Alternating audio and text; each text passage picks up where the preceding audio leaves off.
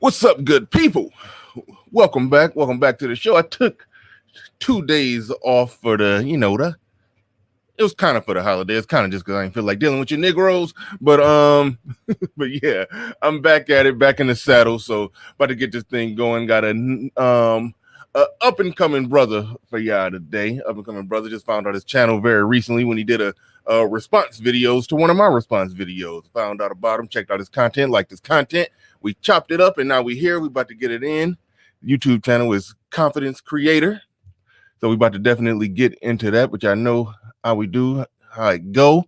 Like to welcome everybody who's in here in the building. Anybody who came, if you're catching it right now on the live show, hit the like button. If you catch it on the restream, hit the live button after it's uploaded. Hit the like button. I say live button. I'm messing up. I got unforced errors already. I'm rusty. That's what happens when I take a couple days off. I'm rusty. But make sure y'all hit that like button as you come in the building when you get in here. If you're in here, hit the like button. Let people know you're here. I don't always go on Saturday. So help bring people in here for me. Help me out. But without further ado, let's roll that intro. Let's get things going. Let's get things started. And I'm messing up. Don't know where my button's at. There they go. And I didn't even mean to do that. Unforced errors. Let's get it.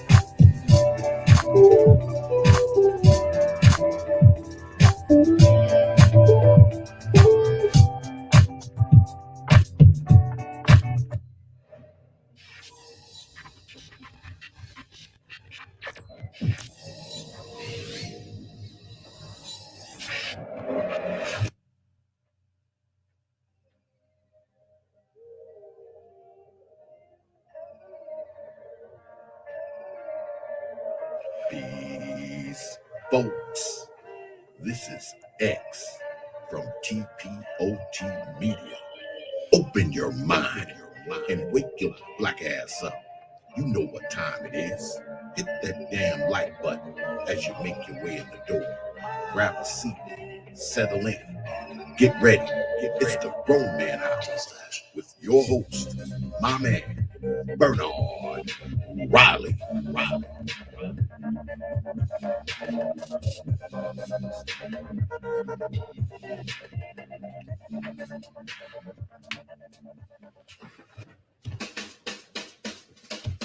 Hey, what's up, everybody? This is Mumia Obsidian Ali.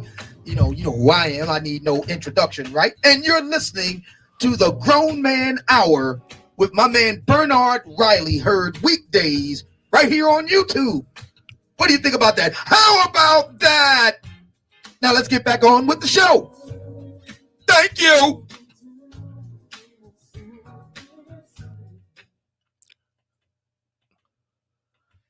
All right, good people. We back in the building. Shout out to everybody who made it in bright and early. Shout out to the early bird squad, those that make it in. Drop a comment and a like and all of that good stuff right before the show even gets started. Got a shout out to my man Cajun Rays in the building. What's going on? Excalibur in the building. What's going on? Said this should be a good show. I hope so. Make sure you're hitting that like button. Solo Traveler ORD in the building says, good morning, fellas. Good morning to you. Body Thug in the building. What's going on?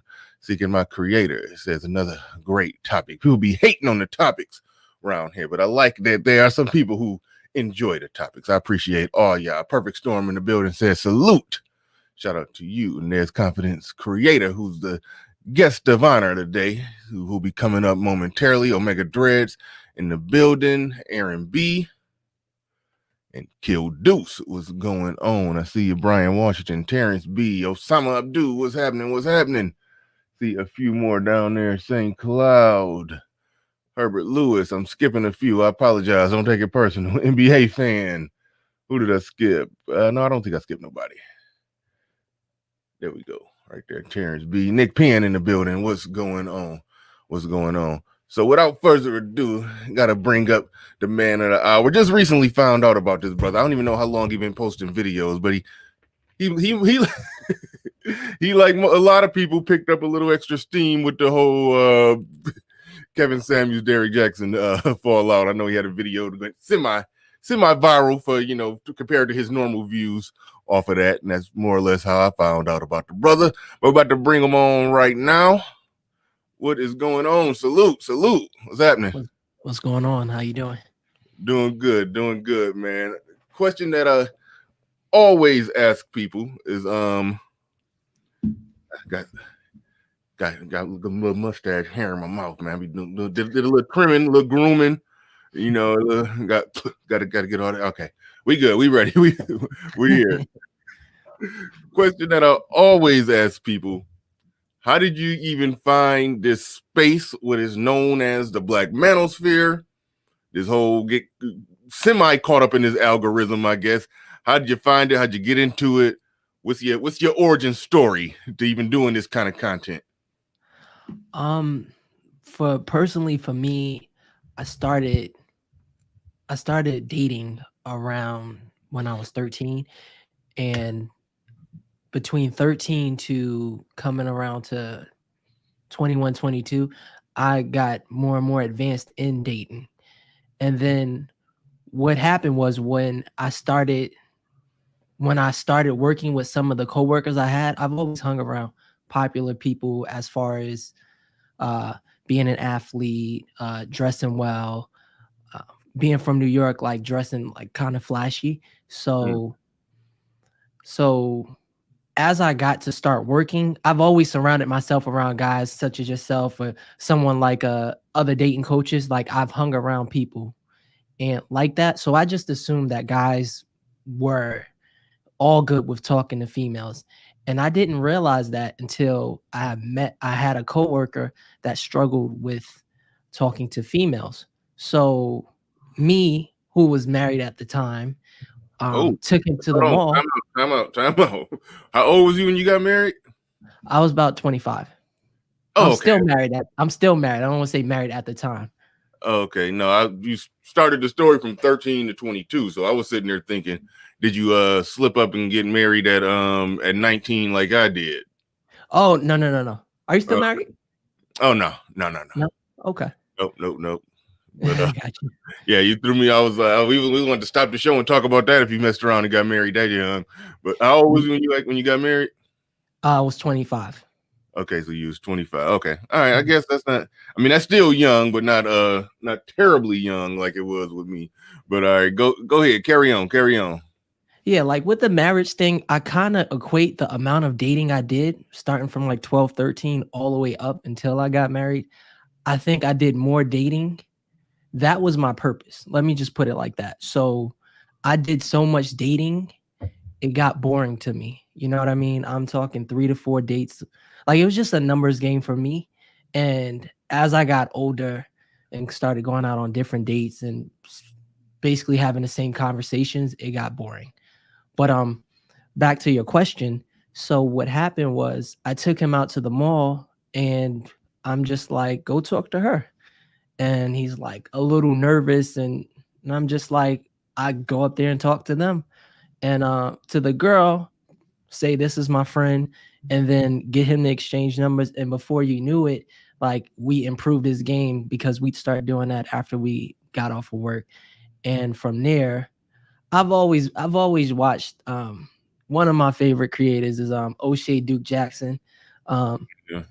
So I've been familiar with a lot of his work and some of the other creators that that he associates with too. And I subscribe to a lot of guys. Your Donovan Sharps, your Obscenian, I try to that's my entertaining part of what I watch on YouTube as far as entertaining and educational. And then on YouTube, I'm into politics and finance and stuff. So that's kind of how I found myself in this space. All right, cool. That's good. You do you consider yourself a dating coach? Yes. Yes, Okay. I do. Okay. All right. See, I wasn't 100% sure about that. I looked at your content, and it was kind of like some dating advice, but with a lot of Manosphere channels, it's it's bare minimum some advice with women being given, put it like that. Because I Right. definitely don't nowhere near consider myself a dating coach. But yeah, I mean, you're gonna end up giving at least bare minimum your opinion on just the overall dealings with women, and some people will take that as some coaching or whatnot. So when did you start your channel? I started my channel about a year and a half ago. I didn't start taking it serious until the pandemic hit because Mm, work slowed down. So I had a lot of extra time. And in some of my older videos, you'll see me in different places, different parts of the US, Mexico, Canada, and stuff like that. But as work slowed up with the pandemic and with my business, um, I was given more time, and I was like, I'm gonna make sure when everything kicks back up, I have an extra source of income. And from an educational perspective, I could get on YouTube and talk about my career, which is pretty successful, but I haven't mentioned it yet on my channel. I could talk about my MBA in finance, so I watch a lot of finance stuff on YouTube too. But what I noticed was I didn't even have to notice it. I knew that I couldn't start a channel on something that I wasn't interested in talking about. Like, mhm. I love all of those aspects, but I can't see myself sitting around every day and editing it. I can talk to the fellows about females all day, and as far as helping them improve themselves as well. So I kind of see when I help somebody out, it keeps my tools sharp too, because I don't have any problem still to this day. Like, I've been out of the game, so to speak, for a long time, but I'm also pre-pandemic. I'm also going out and hanging out with my friends and assisting them. So, I mean, it's like it would be a snap of the wrist if I unfortunately did get divorced and had to start dating again. Right on. Good stuff. Before we dig into the main topic, well, there's a few different topics that we bounced around. The one, the signs she's a keeper, that's the one we're gonna save that one towards the end, because when you we were suggesting different topics, so you threw out 4 different topics. You threw out one that kind of raised my eyebrow a little bit. It was why you should lower your standards. That one going to rub some people the wrong way around here, possibly, even though I have my theories on that. My theory is that most men already lower their standards in the name of, how do I say it? Well, some people have said, men, we need to stay in our lane. What I've always argued is that men will stay in their lane and a few levels below it, because that makes the difference between getting a sex life or not getting a sex life. So saying we really want a sex life, so we want to get some action. So if we got to lower it a little bit just to be in the game, just to get on, just to score some baskets, men typically will do that. So, but so I'm trying to. So where was you coming from when you said that? When you said why you should lower your standards? What's up with that one?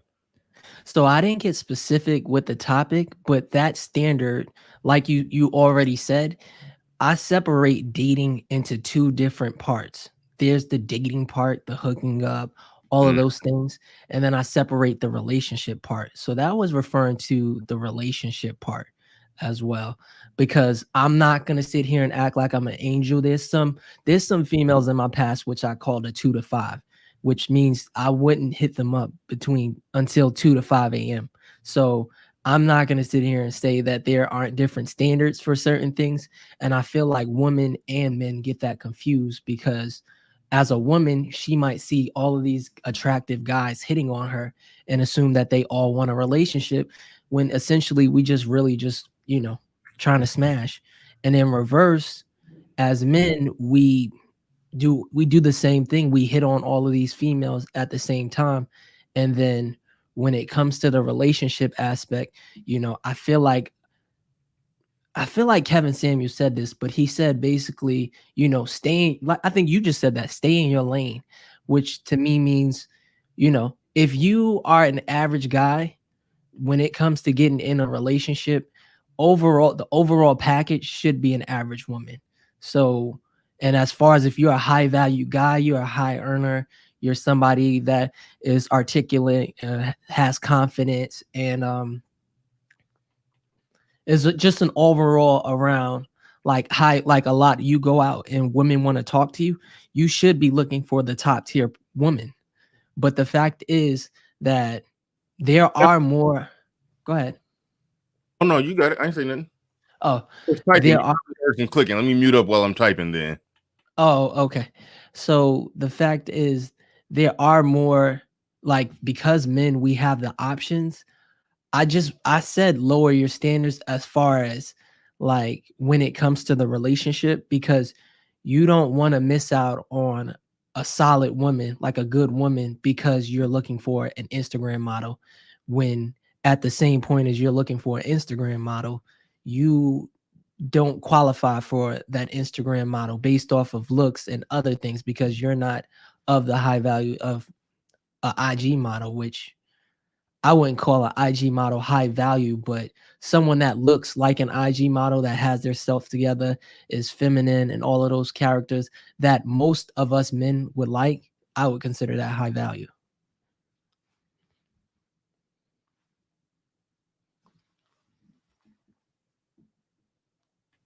Hold up.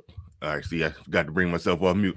I'm sure you would agree, though, that most men have a general understanding that they don't qualify for that. I mean, we walk out there, we know, we can see who we getting shoes and signals from. We can see who's rejecting us, who's not rejecting us.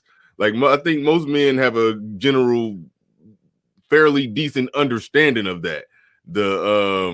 I think it's women that get confused with it, because, like you said, you got some those 2 to 5s, those ones you wouldn't hit up between 2 or 5. Then typically those women are, average or below average women. All right, those average or below average women get it twisted up in their head that those are the men they can get relationships from, and so they have a false sense of confidence out there. But men, we typically, when we get out of our lane, they let us know sometimes harshly that, bro, you swimming in the, you trying to swim in the wrong pond right now. They let us know. So what would you say, as far as men not exactly having that as a major problem when it comes to figuring out where they at, where they ranking, all of that? Yeah, no, I agree with that. That's speaking from like dating aspect, but that's why I was saying it was more referring to like a relationship aspect, as of like you wanting the full package that every man wants. We want an attractive woman that's submissive and that is cooperative, and someone that, we can all get along with. There are some women out there that don't have kids and do all of these things, but you as a man can't get that because you haven't worked yourself up. You haven't worked on your purpose to a point where you qualify for that woman as well. But I'm not saying that there are a ton of women like that out there, but I'm saying when it comes to a relationship, you also need to be able to evaluate where you fit at in the dating aspect too. All right. I'm looking at it here. You say, okay, another thing that's interesting. You say why most good-looking guys can't get women. Can't get women. So what's up? Explain that one. That one might honestly, when it comes to that, I made a video on that because a lot of guys, that was to point out when a lot of guys feel like all you need is looks, money, and status, which to me is not the case. Like, I have been an average to above, I think I'm a sex symbol. Let's just put it like that. But the dating aspect would say like, maybe I'm an average to above average looking black guy, right? But when you put me amongst these guys that have all of these things, the looks, the money, and the status, when I start talking like this and I start to, move and joke around with females, I have pulled females that were attractive from guys like that. Like, I used to hang around when I first started dating, I used to hang around a lot of guys, like I said, that were good with talking to females. And you see some of the guys who, were taller and this, that, and the third. But when we first started with the whole dating thing and making it into a competition, they would sit back and wait for the choosing signals, and I wouldn't. If I saw something that I wanted, I'd go get it. So if a perfect example, if it was me and two of my buddies and we both seen three girls, I'm gonna go and talk to the most attractive one first, which would mean that I would end up getting that one, because based off of how funny I was and charming, I would be able to get different females over the guys who you would say were more attractive. It also goes into the fact that being good looking sometimes plays against you, because some girls just automatically assume that you're a thought and you just have a lot of females.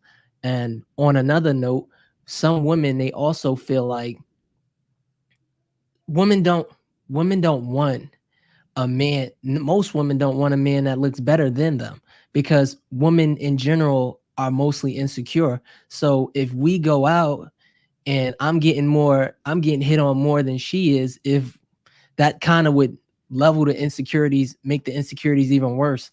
So those were some of the reasons. In that video, I wasn't really trying to say that attractive men don't get females. Like, an attractive man with game that's more attractive to me would obviously do better than me, but he also have to be quicker than me, because if I see something, I would go get it. But yeah, so that's where I was going at with that topic. Right on. Yeah. Look, and I say all the time, I say, when it comes to confidence, charm, charisma, swag, or game, as they call it, a lot of that is just is natural. Like, because I mean, since you I guess an up and coming dating coach, would you say that's something that you could exactly teach? Because I've always said dating coaches, they can give guys good do's and don'ts, but far as just raw, just quick with it, just quick and witty with the response, just cold, just ice cold out there with your ice water in your veins. You ain't thinking, you ain't overthinking, you just in the zone 24/7 when it come to talking with women. They could have a guard up, they could be sitting there, arms folded with fuck off written on their forehead. Damn, I didn't mean to cuss. They could be sitting there with F off written on their forehead. Some dudes just got that just natural knack, that gift. They know how to walk up to that table full of women sitting there with F off on their forehead and break the ice with them, get them laughing, make them comfortable, and then just move in and just make it happen. To me, that's something you really can't teach. That's like a gift that you kind of just got. Do you feel you could teach that? And why you answer that one? Because you talk about how you went out there with your guys and you was, helping them, coaching them. You've been doing content for a while. Have you done like some live content, as far as being out there in the field like that? No, I haven't done any infields, but once this pandemic is, nobody does that. So you probably that's something I suggest that I want to see dating coaches start doing, a little bit of infield action. That's something that I'll just throw out there that you can consider that one. But no, I've definitely been considering. I'm planning on going live, because the thing about me, let me just say it. So yeah, the thing about me is I'm not saying that every man is going to get rejected, and the thing about it is you just can't let it get to you. Like, it doesn't, like, every guy that plays basketball is going to miss a shot. So there might be some days where I might come off and, like, I might not be in the best mood. I might be out of it, and I might say something stupid, and I might just be like, oh, well, that was stupid. But I learn from it. I don't. That's why I kind of. That was the story of my life when I was out there. I just walk away. Damn, why did I say that? but you got to do that. You got to do that. But go ahead. Right. No, so I learn from that, and then I move on, and you continue to try again, and eventually you will get some action. So I do disagree with you that the charisma can be taught. I believe there are some people that are naturally charismatic, but on the flip side, I believe, just like anything, it can be taught, but it has to be a lot of repetition. So I wouldn't. The thing about me is I could charge somebody to go out with me and approach a bunch of females and I tell him what he did wrong.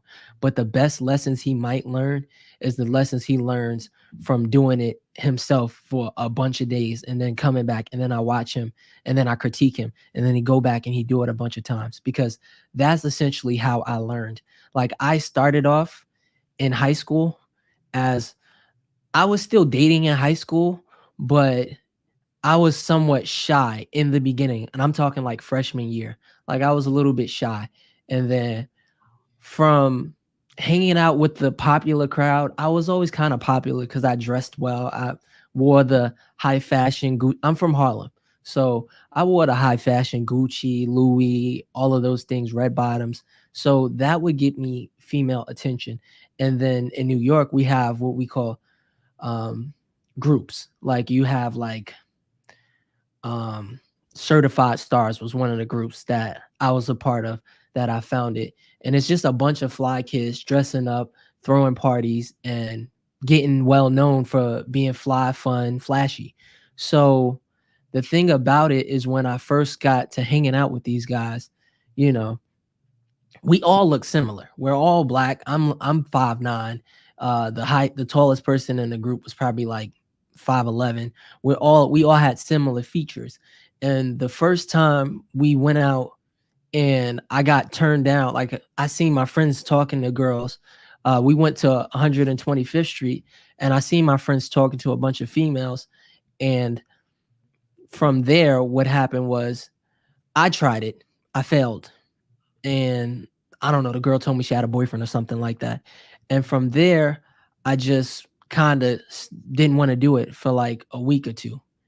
Then from there, I sat back and we would still go every day, but I just sit there and watch them talk to different females. And I'm not gonna say it instantly clicked, but it took me a few days to be like, yo, why do they continue to talk to girls after they get rejected? Oh, they don't care. And from there, I decided to start talking to females as well. So then I started being able to get phone numbers. And I tell guys, we only count the wins. We don't count the losses.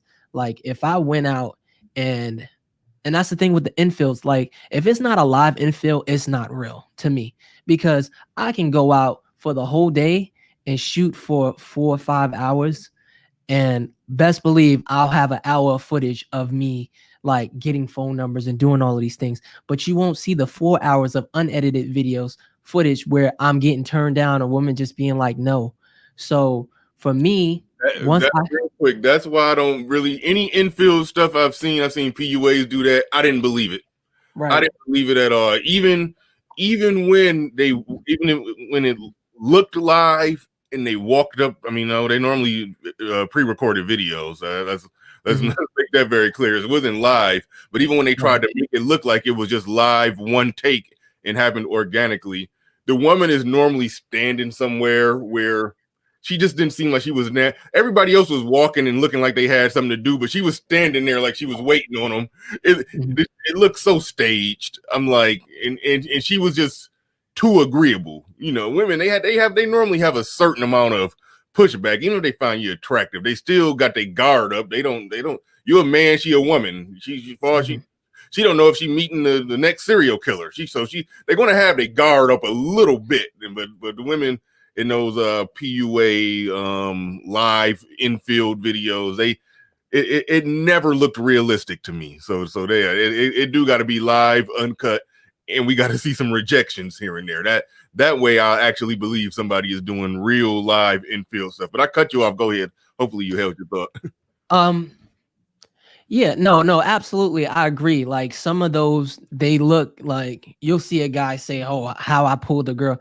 I watched the video the other day. It was pretty cool how I pulled a girl in like 3 minutes. And I'm just like, you weren't sitting out there for 3 minutes. So the fact of the matter is when people do that as well, they forget the aspect of how long it took you to get to that point. Like this took me years to get to a point where I can post a video where it says how I pulled a girl in 3 sentences, but it wouldn't be 100% true because of social media. She obviously had seen my social media page, seen how fly I was. Then there was social proof because her friend was talking to one of my friends. So when I pulled up, I said, yo, I'm Doe. Like, what's up? And she's like, I know what you is. I'm like, cool. So that means you already know what it is. I'm coming to see you later. And she's like, okay. And then next thing you know, we all hang out and whatever happen.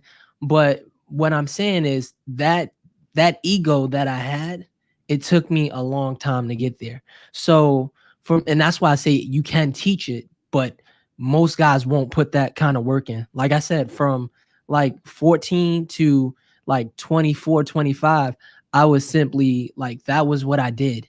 And I have regrets from doing it, which people won't admit to, but spending time with a whole bunch of different females that don't mean anything to you, which is just a number, it's not,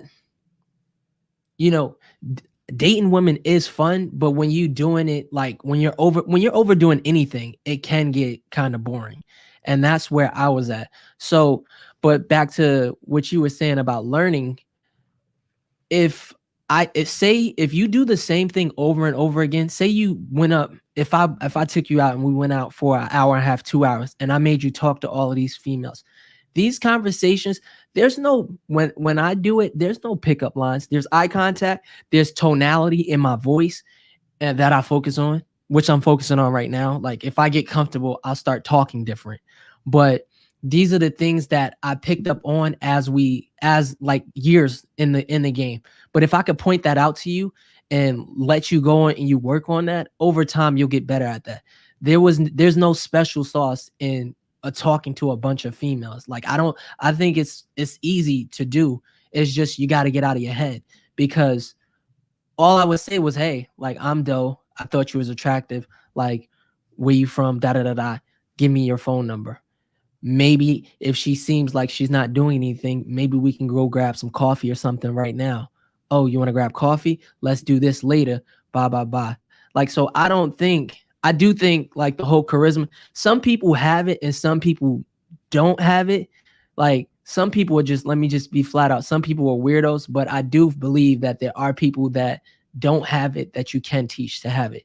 Like I wouldn't try to teach somebody that was a complete nerd and tell him like he probably will go off to become a ladies' man, because at the end of the day, I'm not gonna say names, but I'm watching a coach, and his numbers, I say men lie, women lie, numbers don't. So I've dated a ton of women in my past, and his numbers are like outrageous, right? But then he does, I watch him do a couple infills, and he still, when he moves, he's still a weirdo to me. You know what I mean? I'm looking at him, how he approaches, and some of the things he says, I consider weird too. Now, I'm not gonna, like, I have made videos critiquing other coaches in the past, but I'm trying to keep it positive. And so I have like backed away from that, but they were close to me saying like, all right, this guy's a weirdo. But I do believe the numbers that he's talking about based off of what he's saying, but he's still a weirdo. Like he used to be a nerd, and he's still like, he might talk to a lot of females now and get with a lot of females, but he's still weird. So, but he's confident doing it. Yeah. I mean, I do think you can make small gains, because I wouldn't say I was a weirdo, but like I said before, takes confidence to do what you're doing right now. Like just getting up here on a video. You know what I mean? I know. No, I was about to speak on that. It was it was some nerves early on. But probably when I first started hopping on panels, it was definitely some nervousness. You could kind of hear it.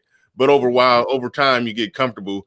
And because I'm an introvert. That's just my nature. I don't like being around. You wouldn't think it, because I more or less talk for a living right now. But right, no, absolutely. Yeah, you wouldn't think it, but I don't know. Maybe it's something a little more comfortable about, just being in here by myself, interacting with people online. But I know after my divorce, because I was married from 19 to 31, so after my divorce, I had to make myself get out. And my game, my just overall just social quickness when it came to talking to women, that it was in the toilet. So I did have to make some improvements, but I know it was hard to make that huge leap. I started doing good. Don't get it twisted. I mean, I did all right out there. I did all right, but I had had to gradually make small improvements. And like we say, it's the numbers game. But as far as just being just that dude who just smooth, walk up, get it done and over with, 3 minutes, you already said everything need to be said, and you come into our place later on. No, my game worked a little slower than that. So I never really got to that level, but I did good. Don't get that part twisted. I did do good. But I guarantee, as you keep going, as you keep being a single man that you are, the same questions come up. Like, you'll get better at answering them. I have lines for pretty much, and I hate to call them lines, but I have lines that people will ask me a question and I know like a funny answer to say to it. And it's just because eventually, after saying different things at that same thing, I developed a line that lasts for everybody.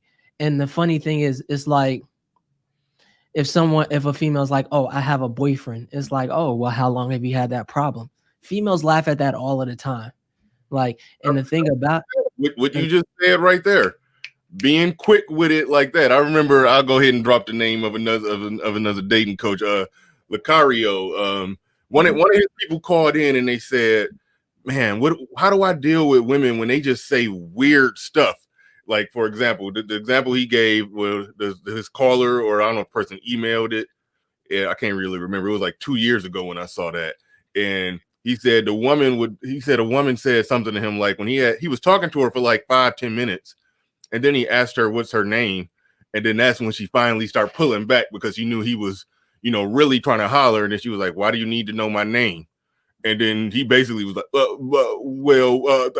like most dudes would do, get caught off guard with something like that. And Lucario was like, you should have just said, because I normally like to know a woman's name before I have sex with her. Just quick with it. See, you like that when you like that. Yeah. Being quick with it like that's the part that's just real hard to teach, because you never know what the chick is going to say. She catch you off guard, and then you just, some dudes just take the L when a chick hit them with something like that. But some dudes know how to break that down and break that, make them put down their guard, make them drop their guard. That's the part that I'm saying that's hard to teach, because you never know what this chick is going to say. But hold on, I got cash apps coming in. I mean, super chats coming here. Let me deal with these super chats. And one thing Janelle said right there, she said, we know when guys aren't natural with charisma, it's awkward. And yeah, a chick actually, when I first got out there, after this post-divorce, got a few shots in my system, thought I got cool for a second, and a chick, and she was a good-looking chick, real good-looking chick.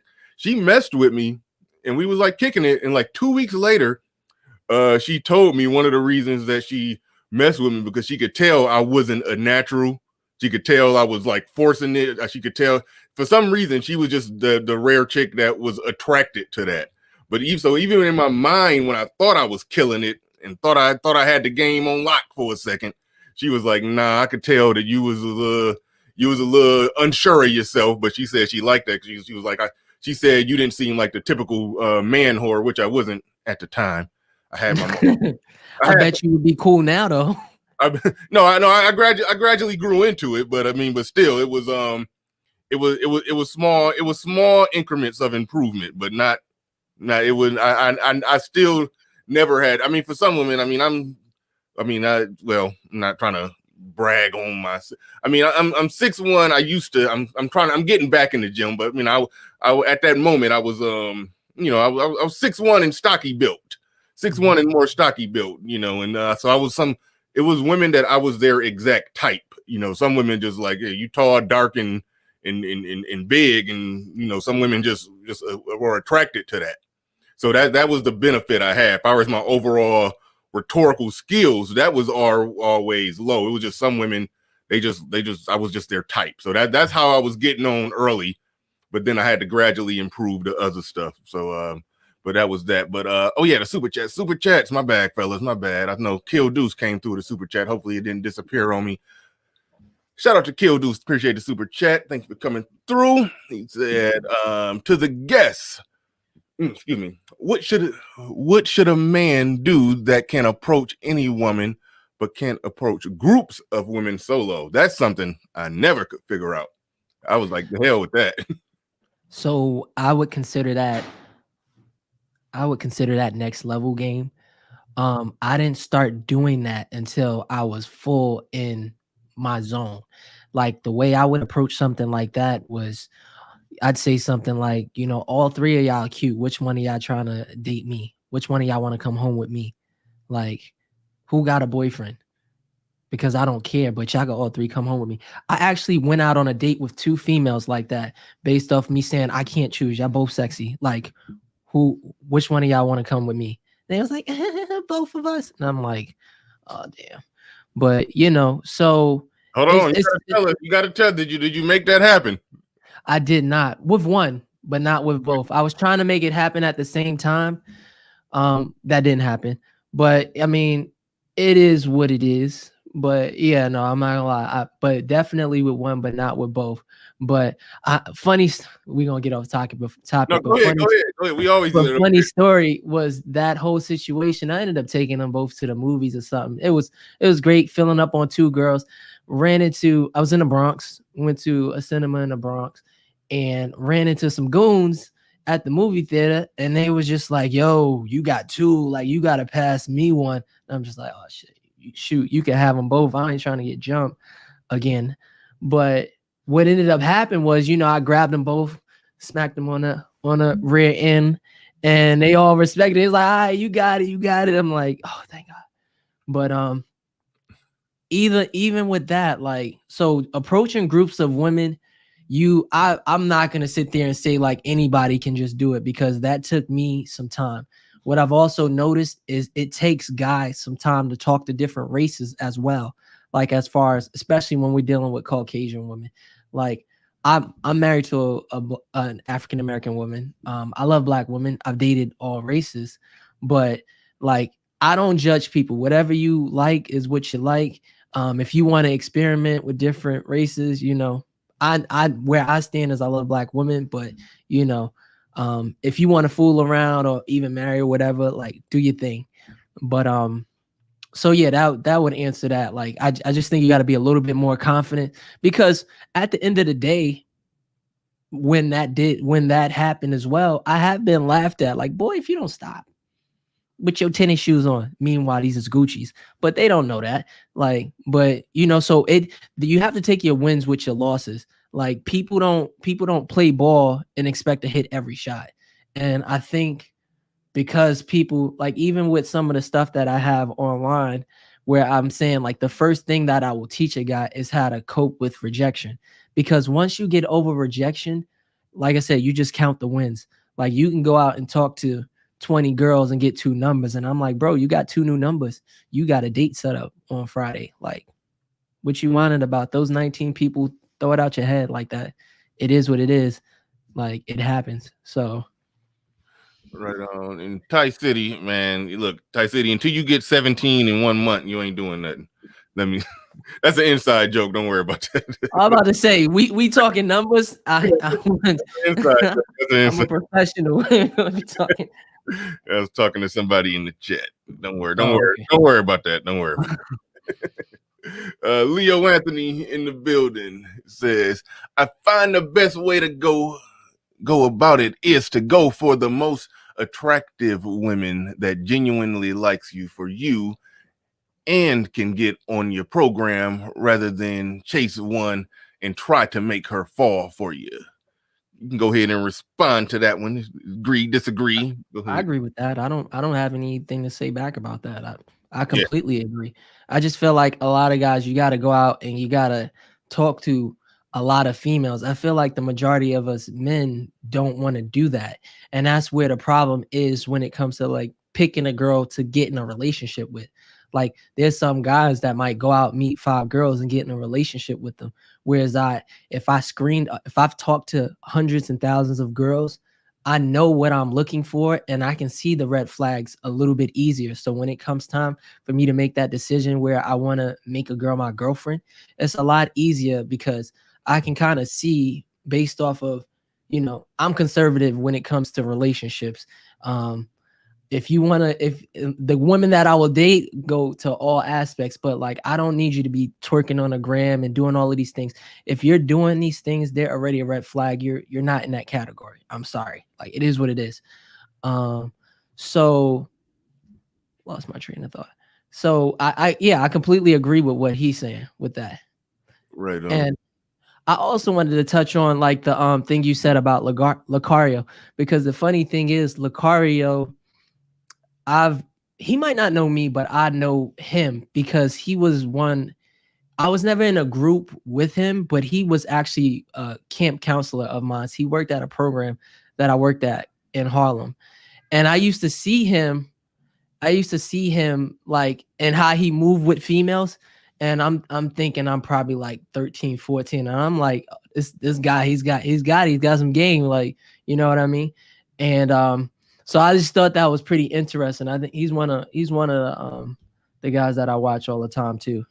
That's interesting. Oddly enough, before I even found out about the manosphere, before I even knew what a manosphere was, when I was just my normal YouTube feed, watching the normal stuff I used to watch, it was two people. Every now and then, Lucario, for whatever reason, would pop into my feed. Solo TV 84 would pop in my feed too.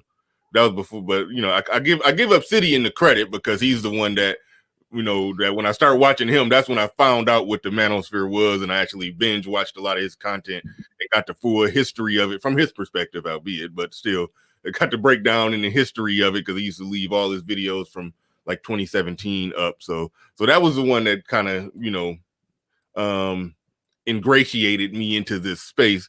But before that, Lucario used to pop up on my feed all the time, and I definitely like some stuff that he had to say. He did have some good advice. That's an interesting story that you saw him. You know, this had to be what, like 15. I was 15, 16. This is about 16, 17 years ago. Yeah. And it's funny because like I feel like real recognizes real, because at around the time where I was at, I was still fly, but obviously he was getting with the counselors and stuff like that, and I was getting with the girls at the program. So obviously me being a teenager, I wouldn't say that he probably would know me, but I recognized him because I was like, oh, this dude's got some games. He's pulling some of these counselors that I want to talk to. You know what I mean? So I just thought that was pretty interesting. And the thing about the why most good looking guys can't get with women video, that was like a collab that I kind of reacted to, but I combined his video and my video together. So that was one that I did that actually did pretty well on the channel as well. All right. Now you mentioned earlier how, you know, you said you had an MBA in finance or something like that. Is that correct? Okay. So it sound like a brother who got it together, got your money right, on your purpose, and all of that good stuff. It's a lot of different, I would say, conflicting or little disagreement in this space. You know, there's some people that's like, hey, if you got your money right, you know, you should lead with your wallet. Not well, they don't. That's how people stereotype it. They say lead with your wallet or whatever. But you being a brother that got it together, got your money right, successful brother, you still do videos on dating on a budget. You mentioned earlier, you know, about the coffee date and all of that type of stuff. So let's touch on that one for a little bit, because I think most brothers is down with that, trying to get at women and not going broke in the process. I hear some places they say the average date costs $200. That sounds virtually insane to me. Oh, yeah, when they be talking about that, yeah, no, somebody actually looked that up and broke down the stats. Hell, I think it was Obsidian, for that matter, who broke down the stats on the average date, the average area, the average city. Some places the average date is $100. Some is, you know, $150. Some is $200. The average. I think in my city, I'm not 100% sure, but I know it's low. I live in a small town, cost of living real low. So I think it was, you know, closer to $50. I mean, but I'm like, 200 on a date on a chick that might like you. That's, to me, no, that sounds about right in New York. I can't get jiggy with that. But go ahead, talk about that dating on a. dating on a budget game. Go ahead and get on. Oh shoot, ARC in the building. ARC in the building. Gotta stop the show for ARC. Alan Roger Curry.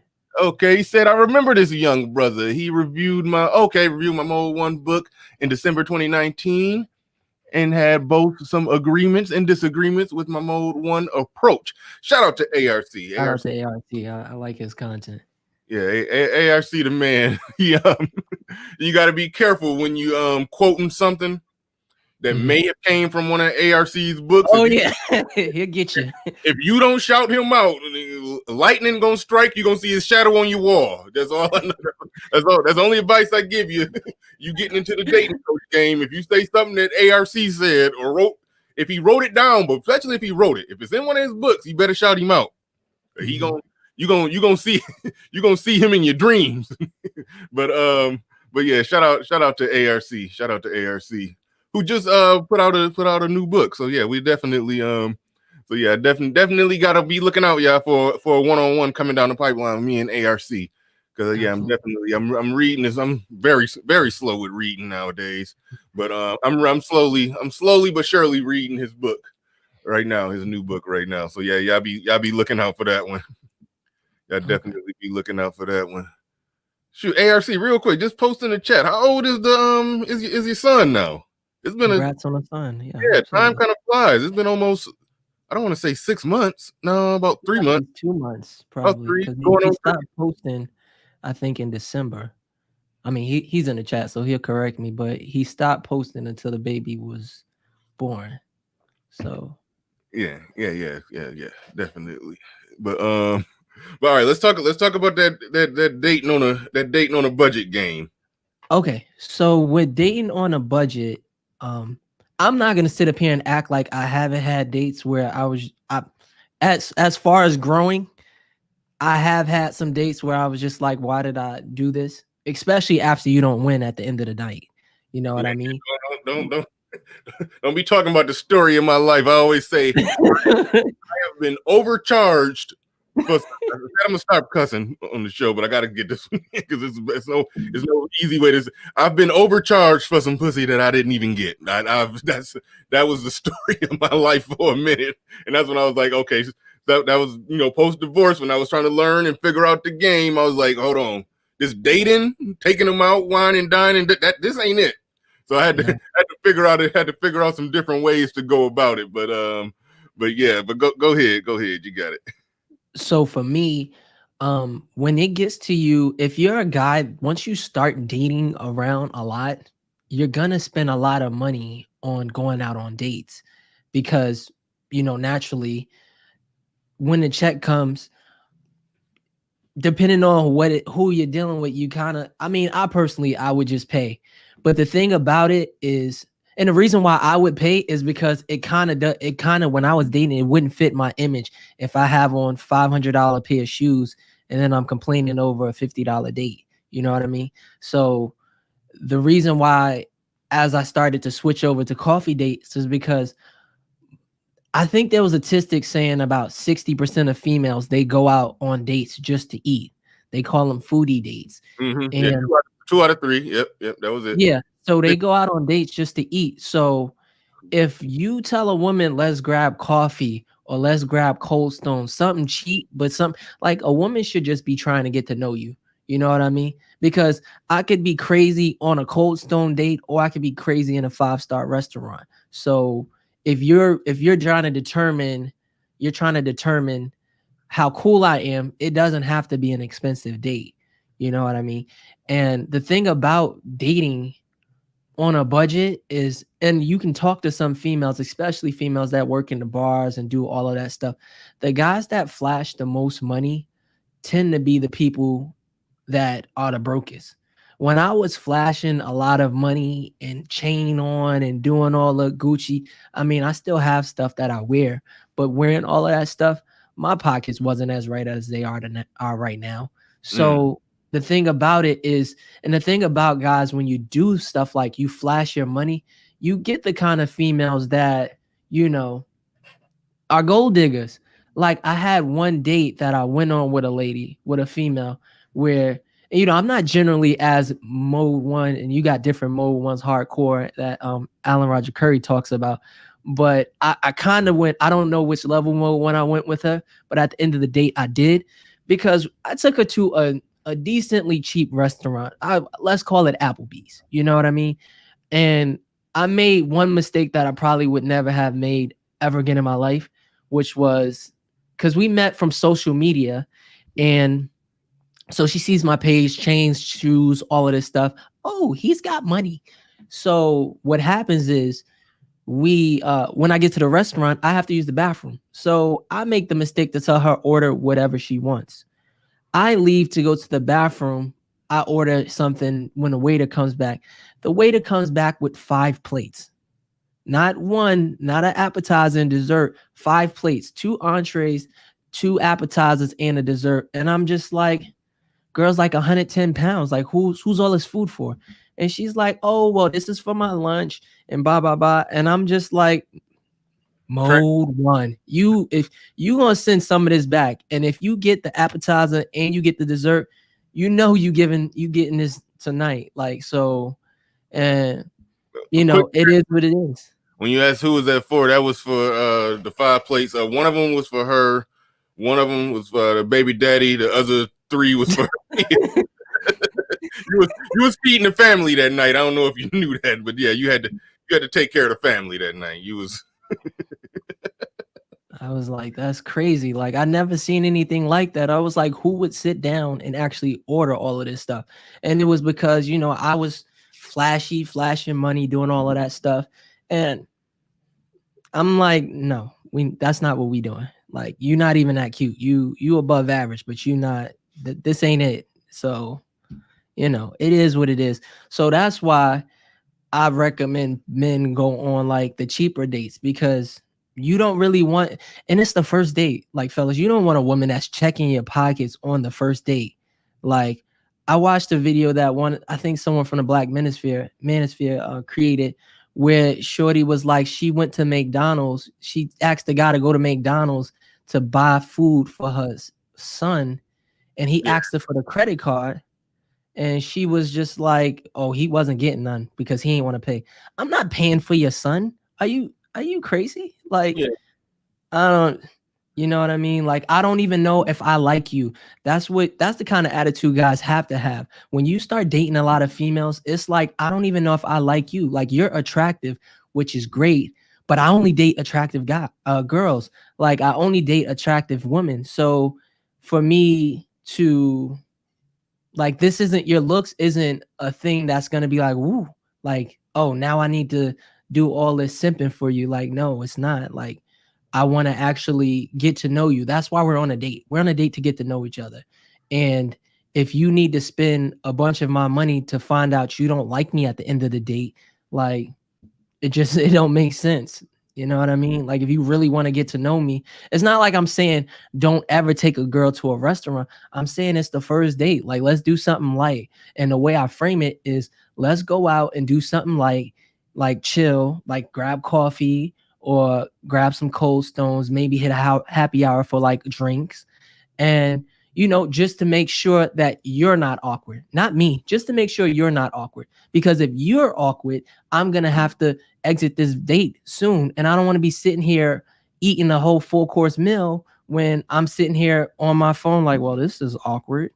You know what I mean? So when you phrase it that way, I don't see how a female can't understand, because I feel like everybody has been on an awkward date before. And would you rather have a 4-course meal with somebody awkward that you're sitting at the table and you wish would disappear? Or would you rather have a nice coffee date, get ice cream with somebody that's cool, and then, you know, maybe you can kick it a little longer. Maybe it could be that same day. Maybe it'll turn into us hanging out for the day, and now we're hungry and we actually go get something to eat and then head back to my place or something like that. So the initial getting to know you part, I feel like, and I don't know, because it's been so long, I don't know if this took me a long time, but I can tell based off how the date is going, based on like if you're probably going to get some by the end of the night. I think you should still ask, because it is what it is. Maybe there's been times where I've had situations where I've had somebody over my crib and I'm just like, oh, this ain't about to amount to nothing. And then I start looking at her hair and she's like, what, you like hair? And I'm like, yeah. She's like, I'm trying to pull it. And she was laughing. And next thing you know, at least one thing leads to another, but I didn't see that coming. So that's why I say, start with the cheap date. It can progress into something a little bit better, and we can go from there. Like, it doesn't have to be, especially if you're dating multiple women. Like a lot of my guys that are single, they go out on 4 or 5 dates. Even if you keep it to a $50 date, like you said, the averages in your city. Like, even if you keep it to a $50 date, that's if you go on 4 dates, maybe you do 2 on Friday, you do 2 on Saturday. That's like $200. And then I'll get into the taxes before and after taxes, and that's that's $800 a month. And next thing you know, you done spent $15,000-$20,000 on dates when you only make $60,000-$70,000. That I'm good. Right on. Eagle Eyes in the building. He says, if a woman respects you and enhances your vision and plans, bring peace and not confusion into your life, she could be a keeper. We're going to get into that. That's the main topic. We slow building to that. Slow building to that one, but we're going to get into that. This person here says, Dark Knight. She's talking to Dark Knight. She says, to me, it's saying you're not willing to invest. So I want to get your response to that. But before you do that, the woman on the screen, I don't know if you know her, rate her on a scale from 1 through 5. 5 being ugly, 1 being butt ugly. Go ahead and rate her. I'm just that's it. Don't do it. That's an inside joke. Well, not an inside joke. I always clown her. She Man, I ain't as cold as Kevin Samuels, but I keep it 100. No, don't rate her. Don't rate her. I roast her. That's just what I do. That's she come here for, just to get roasted. But go ahead though. To what she's saying though, ignore the image on the screen. But just what she's saying, is saying you're not willing to invest. What you think about that? I just simply disagree with her simply because of what I said. Like, first of all, I don't know you to invest. Like, when I look at if I looked at Apple stock, I would say, or Tesla, I would say, oh, look at the cars. They're pretty. Then I need to go inside the financials and see the debt, the equity. I need to see the PE ratios if they're giving dividends. I need to find out all of these things before I just invest. Like, it's an investment based off of looks or a short conversation we have. I don't know you. Why would I spend $200 on you and then you turn around and you don't even like me? Not even the account that I might not like you, because let's be honest, I've hit a couple girls that I was just like, their personality is just weird. And I'm probably not going to call them again. But, unless the WAP is good. But, for the most part, for a female, she could be attracted to you. And if she doesn't like your personality, maybe I came off too player in a date. And now she's like, oh, no, I already know he just wants this. Why am I putting that money into you? Like, let's get to know. I never said we shouldn't invest. I didn't say like we shouldn't go out to restaurants with a girl at all. I said initially we need to see what's under the hood and see if there's something to invest in, because I like to take things I try to look at both sides. And as a woman, you have to understand that we're putting a lot, that guys do put, like, if you're a guy that's dating a lot, you're putting a lot of money into it. And that same amount of money that you put into dating a woman, you could have put in something else that would actually produce you a lot more money. So you use money to invest in, but I don't know you enough to be able to make that initial investment. So that's why I think we should start off with a coffee date or something small. That's not saying that eventually it won't lead up to it. And if I tell you this based off of that, and you say, nah, we can't go out, well, I'm sorry, not everybody's for me and you're not for me, because I'm not taking you to a 5-star restaurant. Because if I use that logic, I have to take every female that I meet that's attractive to a 5-star restaurant.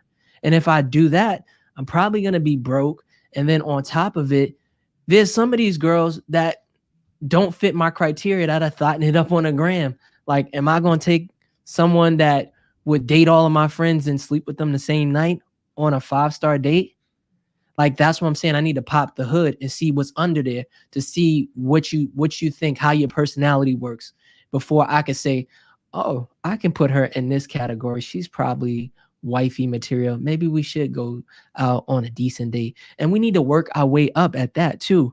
Because if I start off at 5-star restaurants, you just expect that forever. Like I can't, there's no going backwards. You can't, most women don't want to go backwards. If I bought you something cheap and then I worked my way up, you'd appreciate it more if I bought you something expensive and then I started working my way down. Shoot, what was I about to say? I had something in my mind that just slipped my mind and I forgot. So, oh yeah. No, there's one thing. All right, this part is interesting. Like, because like you said, you are married. How long you been married? About 7 years. 7 years. Okay, so that will make you about 32 years old. Now, there's somebody in this space who married, but we call it, well, he called himself the married dude that's against marriage. So you've made a case against marriage.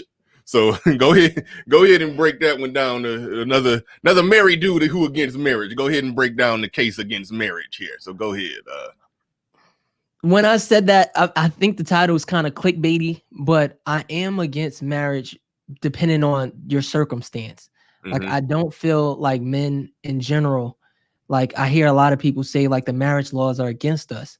But if I dated Oprah and she divorced me, I'd be getting serious bang. You know what I mean? So I personally, and I had this conversation with my wife earlier, I would never get married again because I'm not at the point where we met.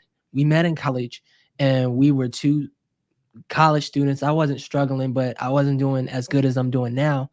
And I don't see myself ever being there. And then the thing about it is I feel like I've already, like, as far as dating goes, I feel like I've already accomplished everything I needed to accomplish in this dating aspect, like kids, wife, all of that stuff. So I'm comfortable with that. And now, naturally, because you have a kid with a woman, that woman is always going to be in your life. So whoever I did date after that would have to be someone that would accept that I'm probably still going to be tapping that. So, but that wasn't really the question. Let's go back to the question, which was why I'm against marriage. I just don't feel like marriage is for everybody, you know? Like it is what it is. Me personally, my parents, just speaking to them, they've been married for 25 years. I've grown up in that aspect. And, you know, I always wanted to be married, even when I was starting it up. But for some people, it's just not for them. And especially when it comes to women, like women want to be married, but they don't actually understand what marriage deals with. Like if you had a partner or a boyfriend and girlfriend while you are doing this quarantine and you can't stand them, like you can't, either you're with the wrong person or you're just not, that's just not it. I had a female that told me one time while I was dating her, I spent the night at her house and she was a good looking girl. She was like somebody that I could consider making my girlfriend at the time. She told me she didn't like how I breathed. And I was just like, while I was sleeping, she woke me up and she's like, I don't like how you breathe. And I was like, well, what do you want me to do? Stop? And she was like, can you? And I'm like, you think about that. Like, stop breathing. So like I personally, she's not in a relationship, but I feel like, not to say that she hasn't had any, but like there has to be some compromise when it comes to being in a marriage, and like certain things that you don't like, there has to be good communication skills, trust, all of these things that come into a good marriage. And I feel like because of how dating has progressed, as well with social media, online dating, and the fact of the matter is that my mother, when she raised me, and my father, they both raised me, they taught me all of these things that used to be something that was a weakness for me. I know how to cook. I know how to clean. Not as good as my wife, but I can do these things. I can survive without these things.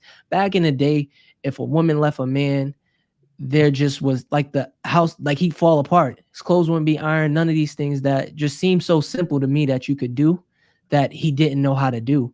So that's kind of why I feel like, you know, it is what it is. Like some people just won't get married.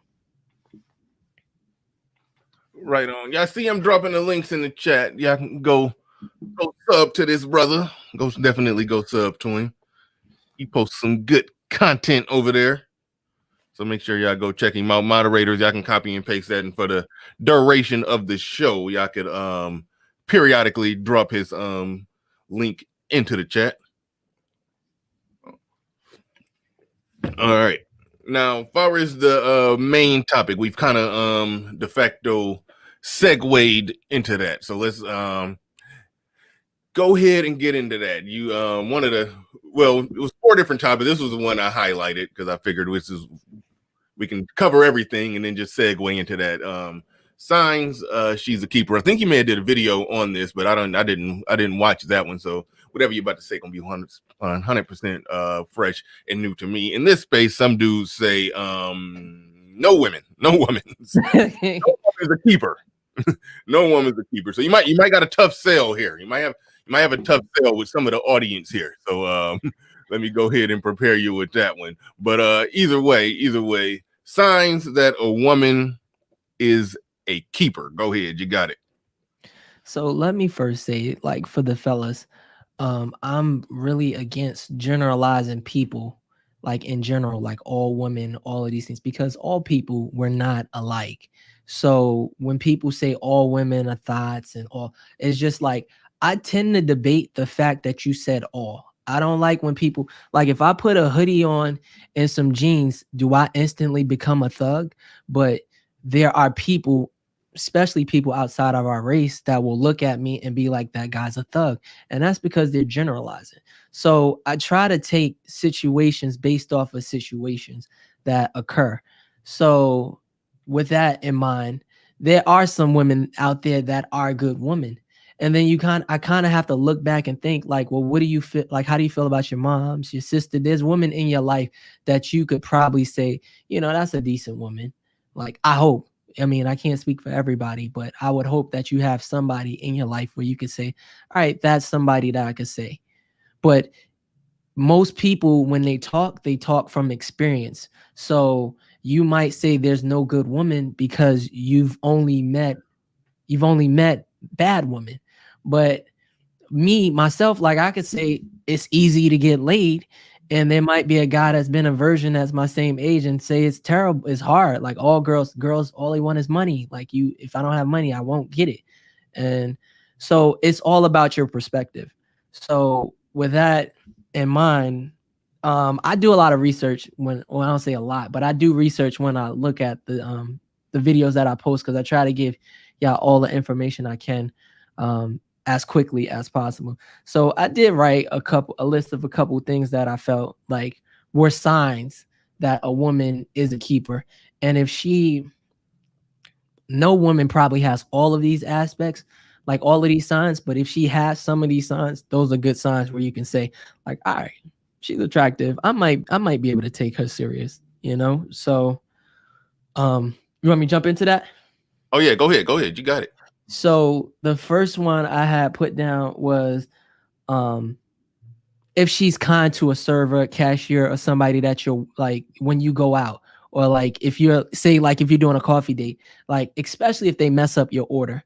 Like, I've had a situation in my past where I took a girl to Subways, and don't get me wrong, it was disgusting that there was a roach in the glass area. Well, she proceeded to curse them out, and I was just so embarrassed. I'm like, why would you curse them out? Like, first of all, they don't care. And second of all, like, you could have just told them, we're not eating there either way, and kept it moving. Or the girl who's like, this order is wrong, send it back. You just gotta, like, you have to talk to people, men and females. You want to talk to people the way you want to be talked to. So that was the first sign that I had that a woman is a keeper.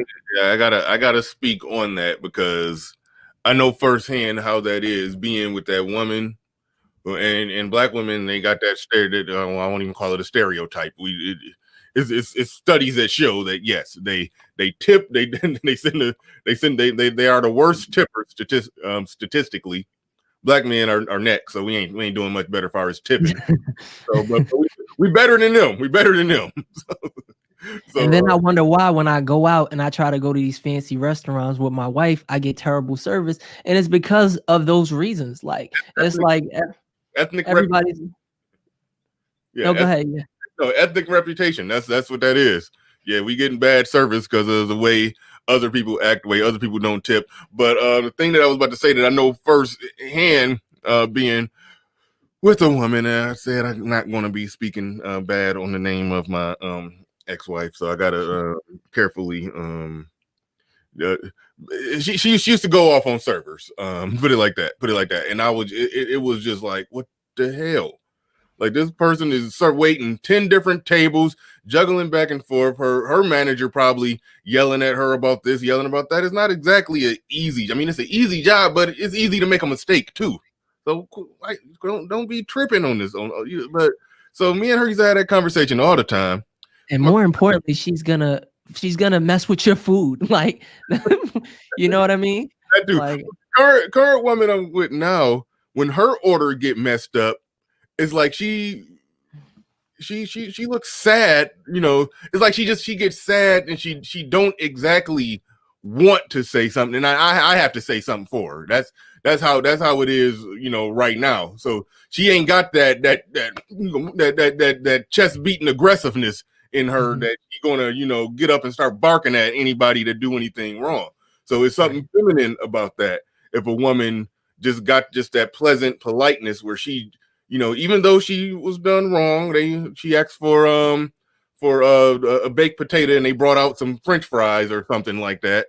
You know, she want her baked potato, but she don't want to be rude, and she's making a calculated decision on how to do it. And sometimes she may choose not to say nothing, and I might notice, like, what's wrong? And then she'll tell me, and then I'm like, all right, I'll take care of it. So that's typically how it kind of should go. When a woman is just wilding out on waitresses, like, you could tell a lot about a person's character, how they treat somebody that's serving them, somebody who they don't exactly need for anything beyond that moment. They don't need that server for anything. It's just a waitress. This is somebody. If they view that person that's waiting their table as beneath them, and because of that, they can talk to them any kind of way, that's a huge spotlight you should put on the character when it comes to that. So I 100% agree with that first one, but go ahead and carry on. okay, so the next one, I agree with that. The next one that I have is that if that woman makes a mistake or does something wrong, she owns up to it. I say that because, you know, you get a lot of females and men that don't like to admit when they're wrong. I try to encourage people that to first, when you get in a debate or an argument, to try your best to leave the emotion. We're men. We should leave the emotions aside. And I'd be lying to you if I said that I have that down pat. I'm still working on that. God's still working on me. But try your best to keep the emotions out of it. And then also try your best to see both sides and then understand both sides before you just go off and then tell her why she's wrong. But a good woman, once you explain it to her, as long as you don't get emotional, because the thing about it is a lot of times when a woman, and this includes me, if my lady raises her voice, I'm going to raise my voice. And now two people arguing in public, I mean, it doesn't happen in public, but two people that are arguing in public, if you look at them, no one can tell who's being a fool, who's being emotional or not. You both just look silly. Right. You know, so if she's someone that once you break it down to her, she can admit like, oh, you're right, I was wrong with that. That's a sign that you got a good woman, because some people just don't like to admit when they're wrong, period. So. What else you got on that one? Yeah, I agree on that one. What else you got on it? You said you got five of them, right? No, I got a couple. All right, okay, go ahead. Well, how many more? Run down. I got like 15.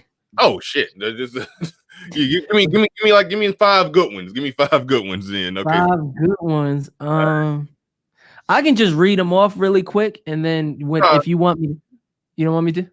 Oh yeah. Read them off. I hear something. If it sounds interesting, I say go ahead. If you want me to stop. Number 3 is the same as like kind of number 2. She doesn't trip when you make mistakes, except for cheating. Like, she don't trip when you make mistakes. So that's number 3. Number 4 is she pushes you to follow your purpose, even if it doesn't involve her. Yeah, elaborate on that one. So, like this channel, and for example, is something that my wife just typically doesn't agree with, but she understands because I'm teaching guys, like I'm married guy teaching guys how to get whatever they want, to be honest with you. Like I've got some videos on my channel about how to get money from a female, and I'm not a pimp or anything like that, but I have gotten money from a female before. So I got videos up there like that. And like she still appreciates this. Like this is like my second live, and she's like excited for me to be able to do the live, because the first live, I was just a little bit nervous, kind of like you said. Like I know you do them all the times, but like this is something new for me. When I'm sitting in back of this camera editing and putting in memes and stuff to make my video funny, when I mess up, I start all over. If I mess up live, there's no starting and editing stuff out. So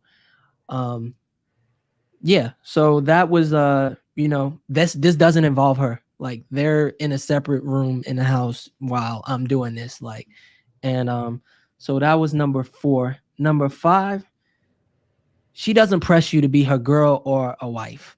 Like she's not pressed because she knows her value, and hopefully you will somebody, like if you agree that she has that value, eventually if she's doing the right thing over time.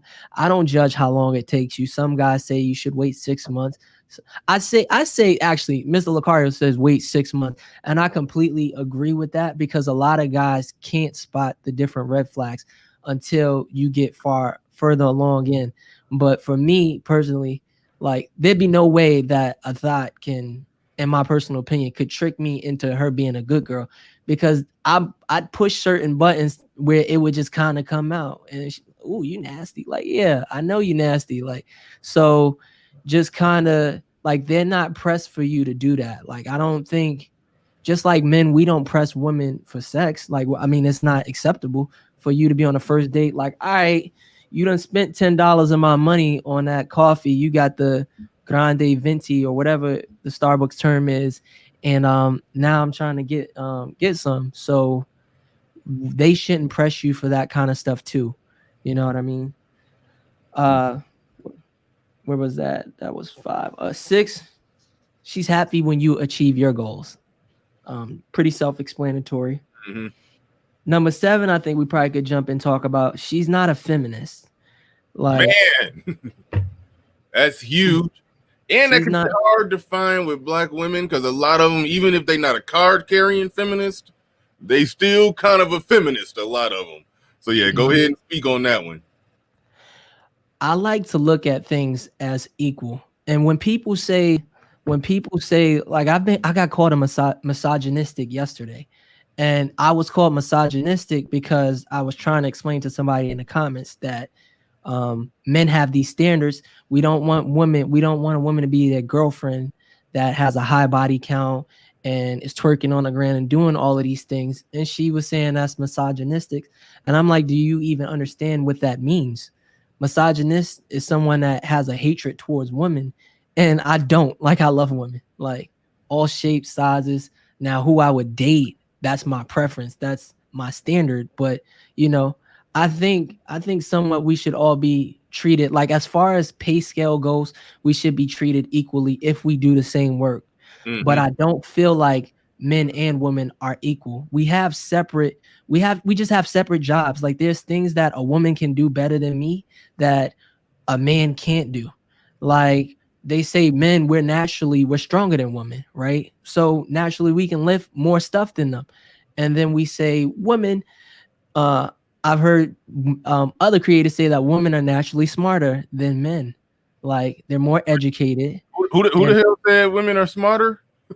As far as like education wise. That don't mean smarter. It means a man can go and work hard at a blue collar job and make the same money without going into 4 years of debt to get a degree in social work or women's studies. They don't mean they smarter, but women are categorically, statistically, more. They're more educated. All women of all races are more educated than the men of their race. That part is true. So they go to school more, but I think that's part of that.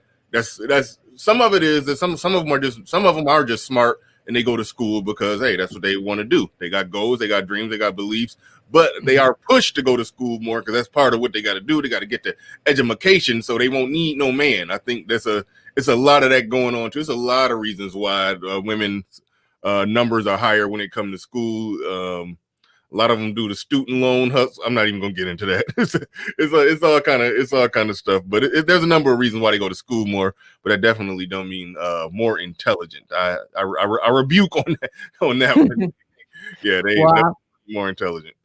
I won't debate you on that because that's not something that I've experienced. I honestly, I think I'm well intelligent, and I don't think I've met too many women that are intellectually as up there with me as far as the things that I watch and do, like as far as getting involved in finance and all of that stuff. Like I feel like I haven't met too many women that are more intelligent, but that's a talking point that I heard. But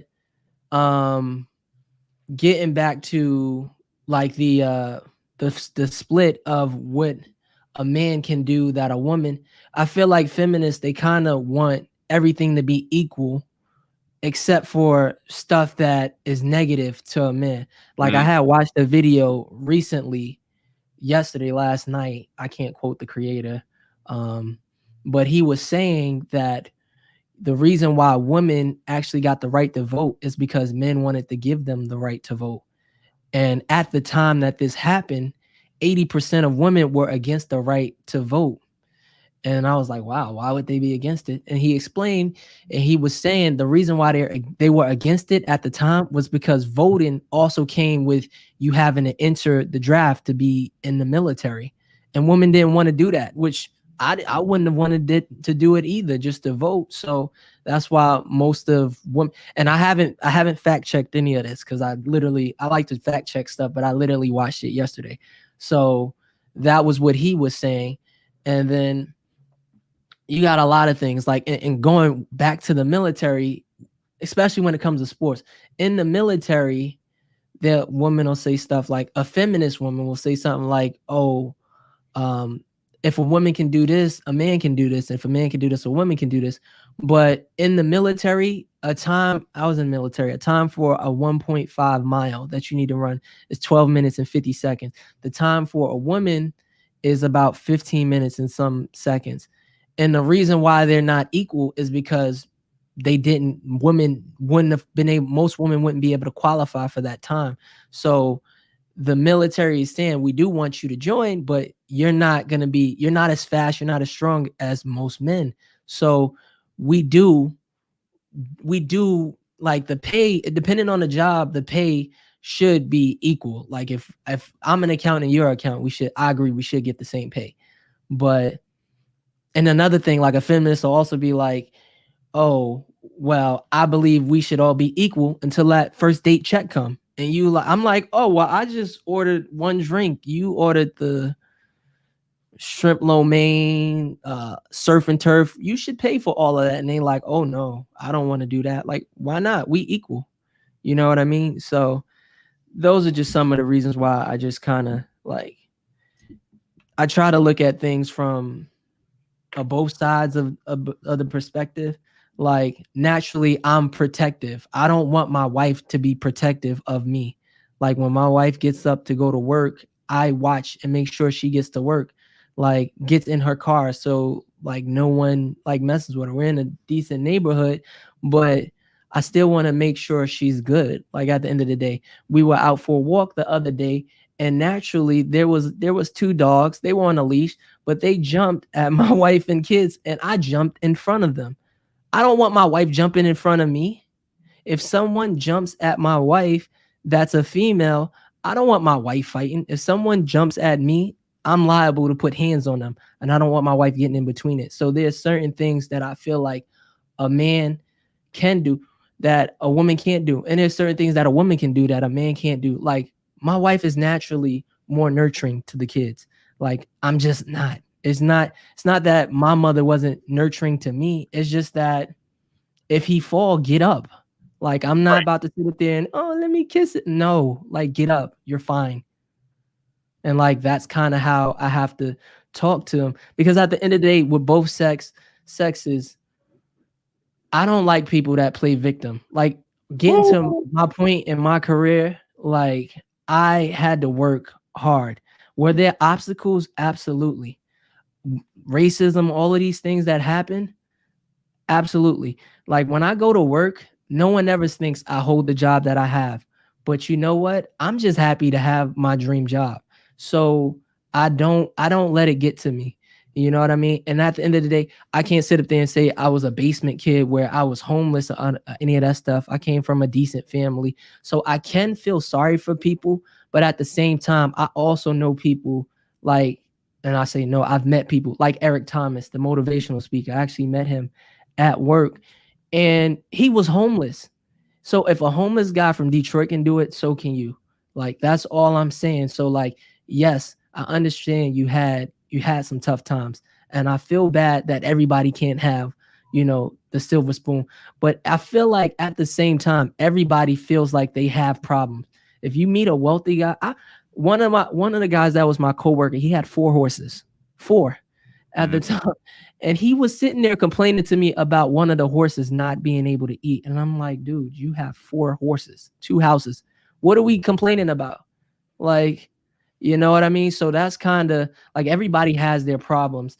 Like, so do what you got to do and make it happen. You know what I mean? That's kind of how I look at it. So, Yeah, right on. Far as women getting paid the same as men, there's actually feminist websites that when they adjust for everything, adjust for education, adjust for hours worked, adjust mhm, for whether or not they got pregnant and took time off, when they adjust it for everything, in some cases they found out that women make more than men when they adjusted for everything, but overall on the whole, when they adjust for everything, even the feminist websites, they came to the conclusion that it's really only like a 96 cent or nine, it was 96 or 97 cent to every dollar a mhm. man makes. So that's pretty much as close That's as, already happening. Right. yeah, that's close as it's going to get. The whole wage gap.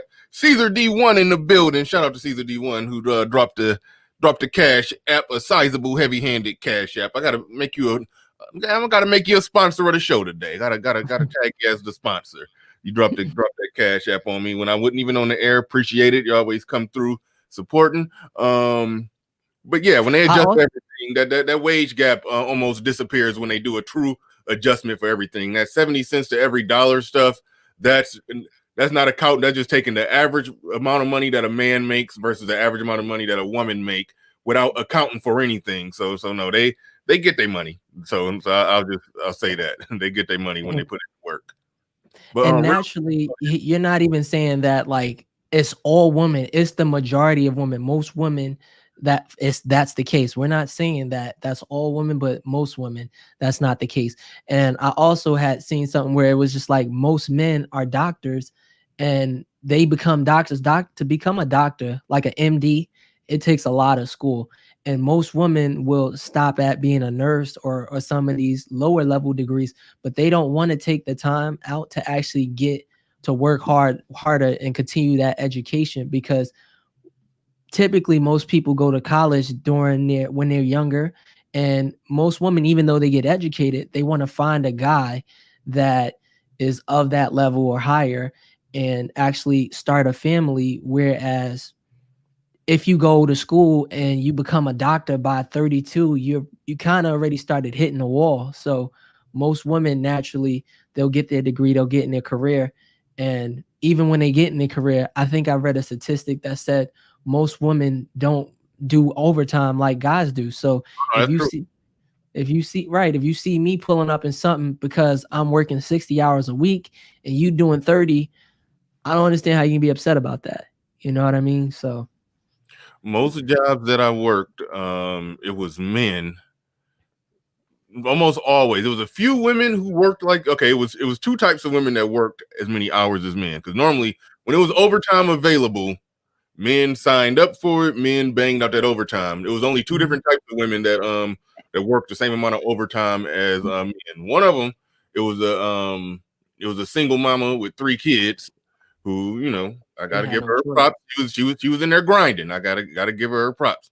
and she got pregnant again and was still in there, grinding all the way up into however many months. She was in there big as hell, working her. I mean, hey, here's what it is.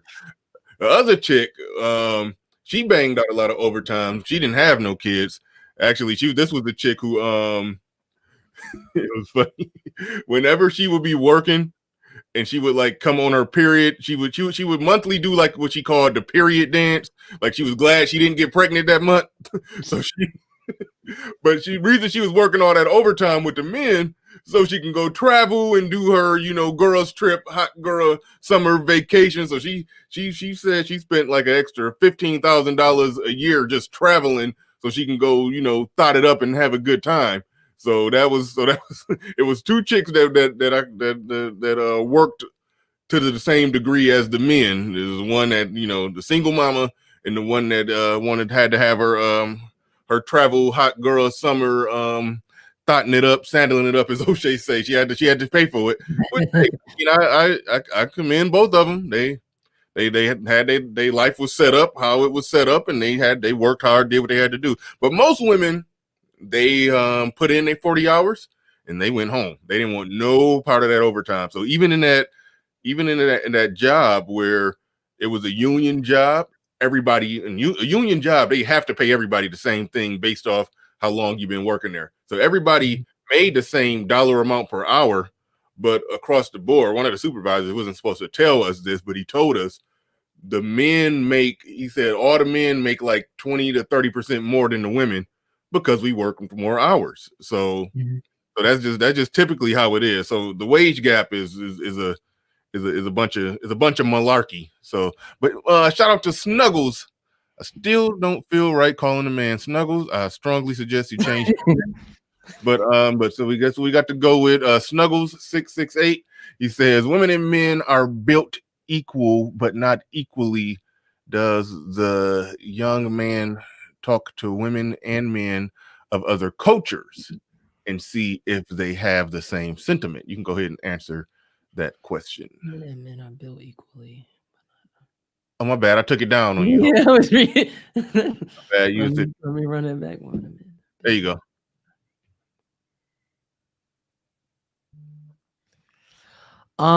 Typically speaking, I kind of feel like this whole feminist aspect is a American thing.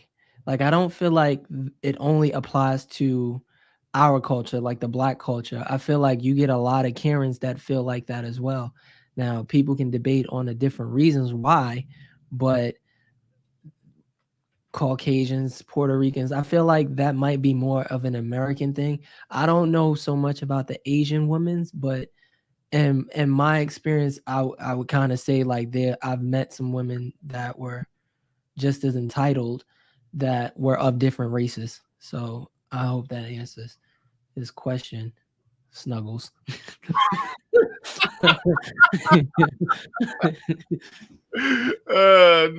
Nick Ord. Like, but the last thing I wanted to touch on was he made me miss my train of thought. Oh, that's what I was gonna say. Just to close up what we were talking about with the feminists, like when it comes to the money situation, there were two instances. There was one instant where I got a job fresh out of college, like with my bachelor's, and I was offered a job and they offered me this pay, and I was just like, I made a face, and she was like, what? And I was like, I was expecting at least $8 more, and they just gave it to me.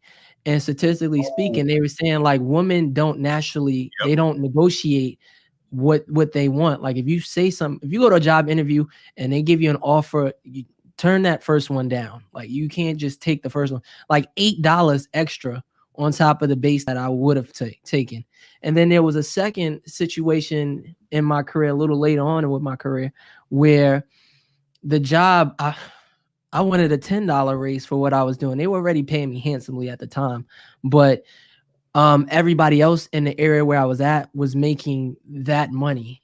And the thing about it was I was working super hard to get to the next level of my career. And basically the job was kind of playing with my money, and like playing with my money is like playing with my emotions. So I asked them for a raise. I told them why. And I told them I literally had most of the business's clients, and they were all working with me. I'm pretty funny. I'm cool to hang around. I'm not as much of a jerk as the other people. So most of the clients work with me. And then on the backside of that, they started while I was already working there. They had started to make my coworkers sign non-compete clauses. I spin moved around that. The manager was supposed to make me sign it. I never signed it. So when it came time for them to like tell me, like they kept saying, "Oh, wait 2 weeks," and then I got annoyed, and I was just like, "I'm about to send my 2 weeks in," and my wife's like, "No, just give them another 2 weeks." I'm like, "Nah, they playing with me. Like I won't get up and leave." And I sent the 2 weeks notice to them by email. They back paid me for 2 weeks and then continued.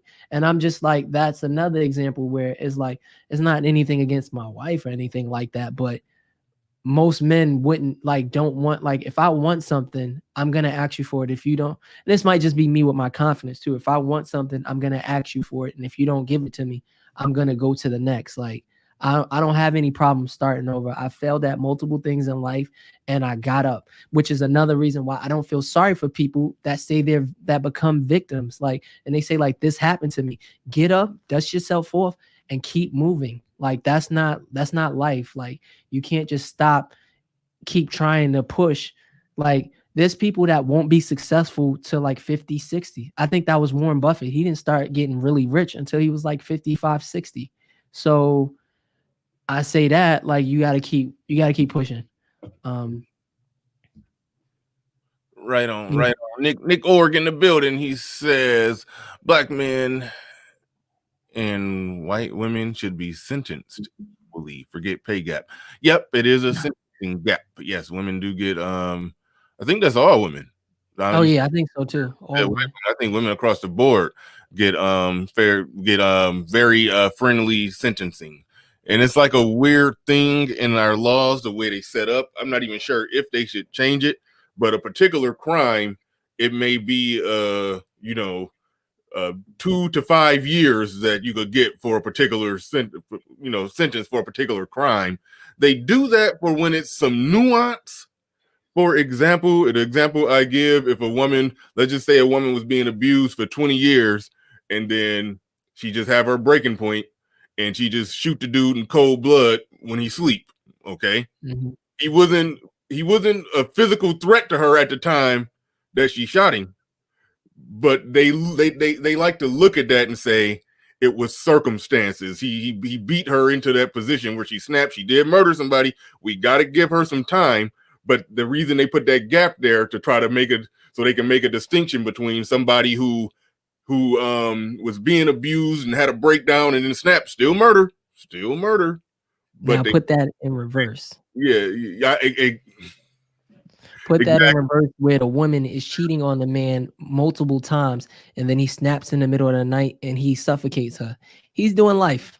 Or if he walk in on it, he doing like he go walking in on it. They just butt naked, no cover on them. They just seeing everything. 25 to life. So they don't use that nuance in the sentencing for men, and more specifically black men. That's one of the few areas where the people who cry about racism all the time, I give them that one. There is sentencing problems because it ends up falling on the person who's given the sentence to assess the person who they're sentencing. So, and that goes back to ethnic reputation and a whole bunch of other factors that we're not about to get into because that ain't the topic. But yeah, they do need to do something about the sentencing gap, but I don't know exactly how they should do it. I think it should be some nuance there in the law, but the way you get rid of that, to say just an automatic, I don't care what the circumstances is. If you hit somebody with a sledgehammer, you do an automatic X number of years, no questions asked. But right. But yeah, I don't know. And lastly, to touch on what you said, I had watched another video probably like 2 days ago where there was a video where this guy, he was like, he asked the woman, he said, if if a sober man sleeps with a drunk girl, is it rape? She said, absolutely. He said, if a sober woman sleeps with a man, is it rape, or did he cheat on her? She said the man cheated. And it's just like, oh, so if the female was sober and the guy was drunk and they had sex, he cheated. But if it's the opposite way, she was raped. And it's just like, Yeah. I don't know. That's not something like, you know. Yeah, I didn't think of it exactly like that. That the contrast what they would. I'm not saying it's right or wrong, but it is interesting. That's something you got to think about. You know? It's crazy when you put the logic to somebody and they still will double down on the inconsistency. That drives me crazy. Go ahead. What else you got on the list? Way to know if she's a keeper. I put she tries to find a common ground at some point and sees where you're coming from in an argument, which was we touched on that already, which was basically what I said. Like, I try to find a common ground. She should also try to be able to see both sides of the aspect of your relationship. The next one I had was she shares similar beliefs when it comes to politics, religion, sex, money, children, all of that stuff. Like, you want to try to find somebody. If you're liberal, find a woman that's liberal. If you're conservative, find a woman that's conservative. If you're Catholic, find someone that's Catholic. That's going to help you in the whole relationship, so you don't kind of have to clash heads versus different topics and stuff like that. So that's pretty self-explanatory. Show she appreciates you by encouraging you, doing things for you, throwing it back on you, buying things and spending time with you. Like, this is gonna go into the next one anyway. This is number 13, so we only got like 2 more. She doesn't use sex as a weapon. Even when she's mad, she's can't even read what I wrote. She is a way. Oh, sex is a way to show a man that you like him. So that's for the ladies. Like, some women, like, you hear the stories where guys are married and they like, I haven't had sex in 3 months. I haven't had sex in 6 months. And I'm like, why are you still with her? Like, she don't like you. Like, we just signed those papers right then and there. And there's nothing against it. But if you ask me, if you stop sleeping with me, that you just gave me my hall pass. We don't even have to have that conversation. Like, we're not gonna go there. And like, sex in general should be enjoyable for the both of us. Like, I come, you come, we have a good time. Like, so why are you trying to make it seem like, you doing me a favor? Like, we doing each other a favor. We having fun. It's a way we show affection. Number 14 was you laugh together. And number 15, which I thought was the most important, was one of the most relevant ones to this time, with us being in this demic and us being in this situation right now, is that you can hang with her for a long time and not get annoyed. Like, that's kind of how, like, when I met my lady, I didn't meet her looking for like somebody like that. The way all relationships have happened with me is like, I was starting it up, and I got my solid rotation of females that I'm talking to, going out with and stuff. And then from there, you just kind of meet this girl, and it's just like, you rather hang out with her than Crystal or the other females. And then next thing you know, it's just like y'all two just hanging out together, and it doesn't get annoying. Like, they were saying that there was a lot of breakups during this quarantine, and it's probably for the good thing, because if you can't spend a couple days inside a crib, I mean, I know some people are doing more than a day, but it's been like a good solid couple months, and I'm chilling. Like, I don't have no problem. Like, I'm enjoying, like, I'm happy with what I'm doing. I'm doing this, and we going from there. And it's another reason why you see like the athletes, like you got athletes or that are probably, I would say maybe Scottie Pippen or something like that. Like, in his primes, not only was he doing his thing and in the spotlight, but he also was away a lot. So he wouldn't have been able to determine probably, and I don't really know his relationship, I just use him as an example, but women, if they need you to be away for them to have a good life, they don't like you like that, so you probably don't want to deal with them. And that's like a little bit longer, like further down the line when you actually start dating somebody. So those were the quick 15. All right, cool. Shout out to Caesar D1 once again. His name scrolling down there at the bottom. Dropped a $100 cash app on me when I was off the air. So today's show is brought to you by him. He's the sponsor of today's show. And also on the cash app in Michael Pitt came through. Oh, I'm saying scratch that. Saying people government name. I apologize. But you know who you are. Thank you for the cash app. Appreciate that.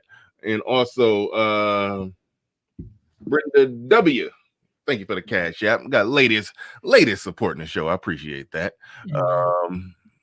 Let's see. We got Snuggles back in here. Did you all just say women do not have the cognitive ability to deal with the logical circumstances that is placed in front of them in question form? Who just said that? Did you say that? I didn't say that. I said this. I mean, everybody is different. I can't say that there aren't some females that aren't intelligent. So I didn't say that. Yeah, I don't know where he got that from. I mean, I think there's a lot of women who do struggle with that, who do struggle with being logical. I mean, the old trope that we can see bear out plenty of times that men are logical, women are emotional. There's truth to that. So yes, I think their lack of logic and over emotions can make it hard for them to answer or deal with questions that deal with things that are put to them in a formal question form if it's something that triggers them emotionally. So I do think it's some truth in that, depending on how it's worded, but I don't think anybody actually said that. Let's see. One thing I'm going to do here, going to open this bad boy up. I don't know if I formally told you. I mean, you watched the show, so after the interview segment is done, tend to open it up. People don't come up here clowning. Don't come up here clowning. We ain't here for a shootout. Just give me like 2 seconds and run to the bathroom real quick. Oh yeah, you got it. All right. Drinking all this water.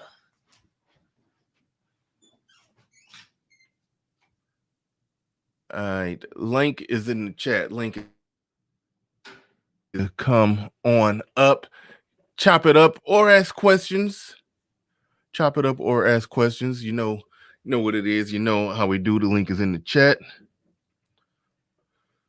I won't say all are welcome. Mostly all are welcome.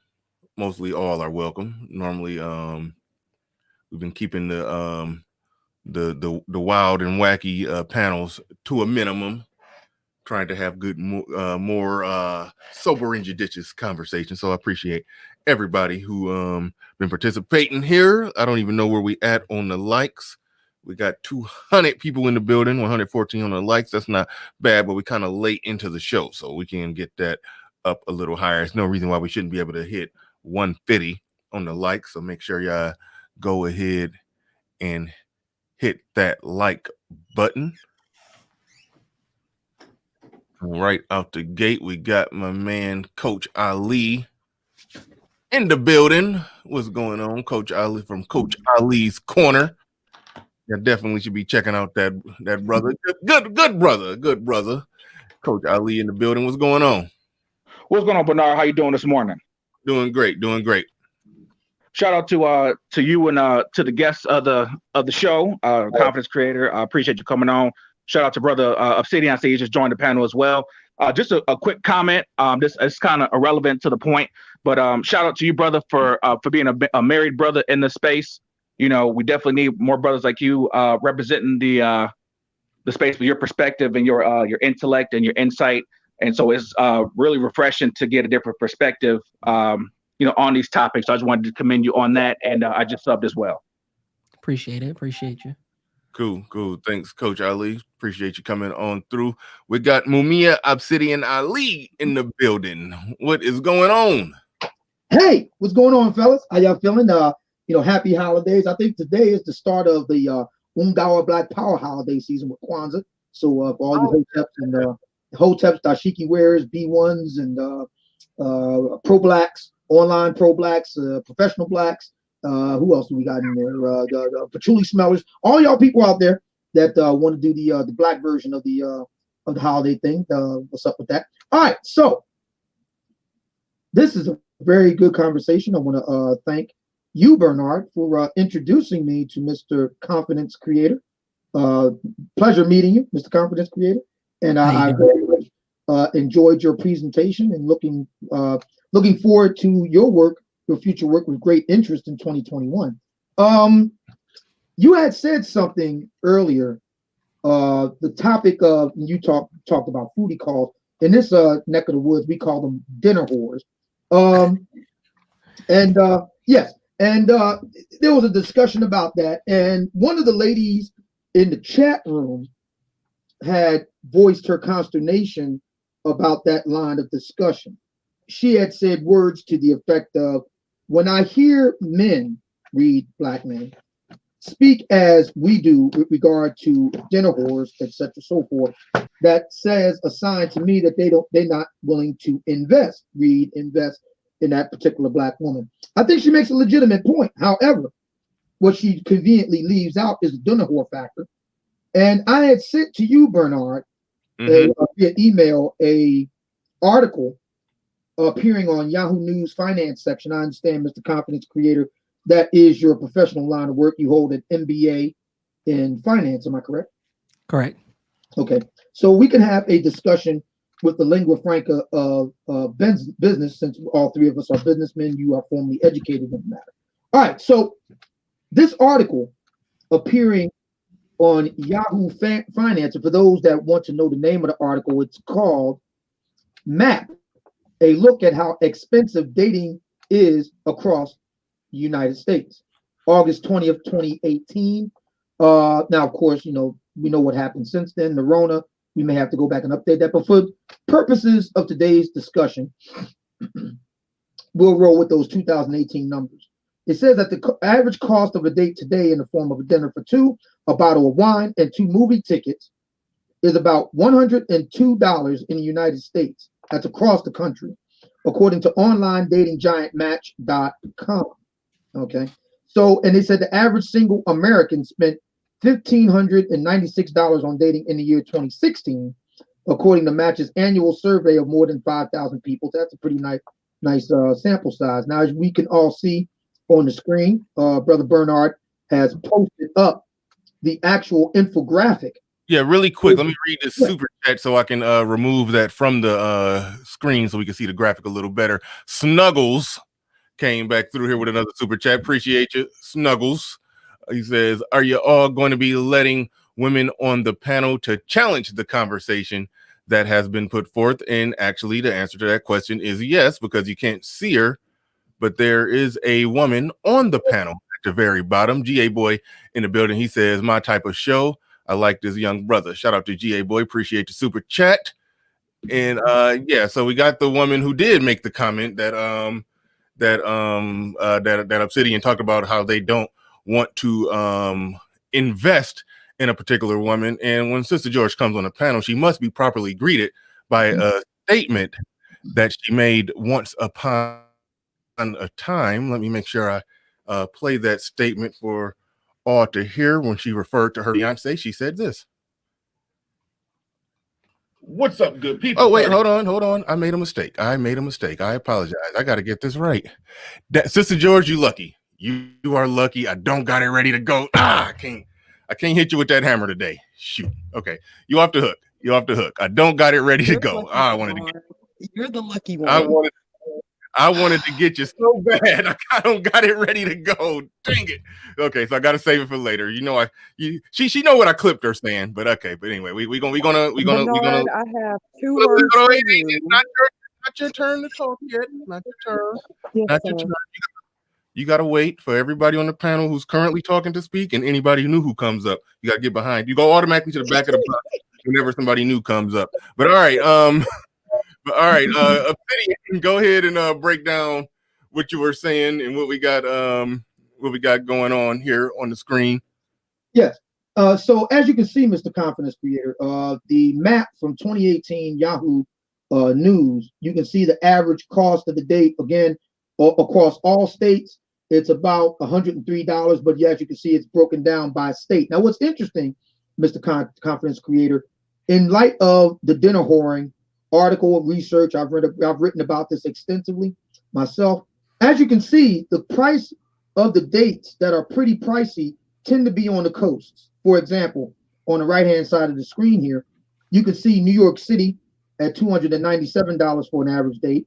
We can see Massachusetts at $217 for average date, and the state of Maryland at $209. Incidentally, New Jersey is higher than my home state of the Commonwealth of Pennsylvania. The Garden State is about $260 for an average date, whereas the Commonwealth of Pennsylvania, you get a bigger bang for the buck at $294 a state. And then you go out on the West Coast. Interestingly enough, the state of Washington is higher than my home state, and of course, you would expect the Golden State, California, to be quite pricey. So my theory, Mr. Confidence Creator, is that the dinner whoring phenomenon is much more in evidence where the money is. Follow the money. The research that I use to write the chapters of my book on this matter actually starts out in New York City. No surprise there. The most expensive average date state in the entire country. But my theory is that we're more likely to find dinner whores in those areas of the country where the average cost of a date is likely to be the highest. As you can see, the interior of the country, it's much harder to get away with dinner whoring, with the notable exceptions of Nevada, Texas. You get the idea there. What are your thoughts with that? And do you agree with me that the lady in question who brought up the point about a man that grouses over these points is showing that he's not willing to invest? I don't disagree with that. My follow-up question to that lady, and I will pose this question to you, sir, is that what are the women offering? What are Black women offering to garner that kind of investment? Thank you. Right. Thank you for the question. And I definitely watch your channel as well all of the time. So I appreciate everything you do. You guys can just call me Doe. That's what all my friends call me in real life. Like Confidence Creators, like kind of long. But I disagreed with the young lady simply because, like you said, I don't know what I'm investing in. Like I'm going based off of what you look like, and I don't know personally what I'm meeting. So why would I invest I'm from New York. I've never been on a $300 date with anyone except my wife. Like I don't know what I'm investing in. Like you could be, and this is nothing against women, but you could be someone, I could take you out and you have been someone that just went to someone's house and Netflixed and chilled. And now you're telling me I spent $300 on you when I didn't have to. Like, and that's nothing against, and this is just my personal belief because I separate the women that I will date versus the women that I would put in a relationship. So if you were somebody that I could just Netflix and chill with, you probably wouldn't fit in my relationship category. And I probably shouldn't have took you out on a date at all. And if the first time we actually get to sit down and have a conversation, I find that out, we're at a 5-star restaurant. To me personally, a man has already messed up. So I just, like I said before, I want to say that, go out on these small dates. It could be the same day or the day after, whenever you set up a second date, but actually get to know and see the person that you're talking to before you actually invest. Because what we're both investing is the time. I can't get this time back. And obviously I'm investing in money as well because you don't want to pay for the date. So if I'm investing my time and money and you're investing your time, let's figure out if we're compatible. So we're not sitting on a 4-course meal date for an hour and a half, 2 hours, just to realize that we don't like each other. Right on. And Sister George is on the panel to respond. You know what? I'm gonna let you go ahead and respond to that. I was going to skip you and go to ARC, but I'm gonna work on not being rude. So, Sister George, you can go ahead and respond to that. Okay. Hey everybody. So I agree with not putting too much into a person right off the bat. I get that. I totally understand that. So I guess what I'm trying to figure out is like, where's the real courtship? Most guys, well, I really don't understand with these groups of people, but it's like a lot of you guys will say that you want somebody that you can date, and dating is not hitting and quitting. So then it's like really determining, are you looking for somebody to just have sex with? Are you looking for somebody that you want to build something with? What are your actual intentions when you're going out to date? So if you are looking for somebody just to have sex with, then a coffee date probably would be fine. I get that. But if you are looking for somebody that you want to build something with, then I feel like a coffee date or whatever isn't necessary. And I'm going to tell you how I look at it as a woman. As a woman, if you invite, let's say we meet on a Friday, let's say we meet at happy hour on a Friday, and you call me up Tuesday for a coffee date. I'm like, okay, well, we could have talked on the phone. You could have established like we could have established a couple of things, like who I am as, we could have gotten a gauge of who each other was as a person, or if we actually had any chemistry while we talked on the phone a couple of times. I know that it's kind of preached in this space that, phones are supposed to be used to seal the deal, whatever. But I'm like, if we meet on a Friday and you call me up Tuesday looking for a coffee date, I'm like, okay, so you're trying to juggle multiple women, but you're trying to have the least investment in as possible to get some ass.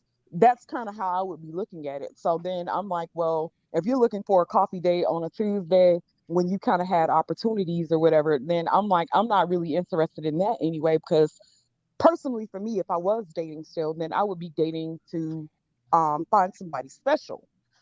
And so that's my thing, because if you're not trying to invest in somebody, then just get an escort. You pay up front, you already know what you're getting, there's no strings attached. She goes one way, you go the other. But it's like a lot of guys kind of, it's confusing to me, because it's like guys are saying that they just want to hit and quit. So I'm like, why not just get an escort and go on about your business? But at the same time, it's like guys don't want to necessarily pay, but they want the attachment, but they don't. It's confusing. Okay. I can answer that after our guest of the day, after he answered. I'd like to respond to that. Okay. Absolutely. Okay. First thing you asked is, are you looking for sex? Absolutely. I can't speak for everybody, but there hasn't been a female that I went on a date with that I wasn't looking for sex. I don't take 2 to 5 a.m.s out on dates. They come back to the house. So if we go out on a date, I am looking for sex. Now, when I met my wife, I was looking for sex. You gotta understand that. But based off of her personality and the things that I started to see in her that I felt, another man might say that's not for him, but what I saw in her was something that I felt was worth investing in. And here we are years later. So I don't want you to actually count those guys out, because if you ask any guy, even the guys that take you out on a dinner date, if you ask them, are they looking for sex, and they say no, that's probably a lie. Like I'm attracted to you. That's why I talked to you in the first place. Sexually attracted to you. I looked at you. I thought you were attractive, face, body, whatever. And that's for that reason is why. And then Yeah. No, whoa. Confidence creator, Doe, go ahead, keep going. She can't Oh cut no, you I just asked to quit. I had made a comment. I wrote something which just said, "Are you trying to pay? Like, are you gonna pay? Like, because if we go out, like, because I feel like I'm a high value guy compared to a lot of men with the education, my career, all of these things that I have going on. So if I was single, like I feel like I can date I can date somebody that would be comfortable and okay with going on a coffee date. Me taking you out on a coffee date doesn't necessarily mean that I'm just trying to smash. Like that doesn't seal a deal. Like if I say come over and Netflix and chill, that might turn into you being somebody cool too. But necessarily speaking, I can say for myself, I personally haven't went out on a date with a girl that I wouldn't sleep with. So Okay. All right, Can go I ahead. speak now? Obsidian, go ahead and answer the question. You said you wanted to answer it real quick, and then I'm gonna go to ARC.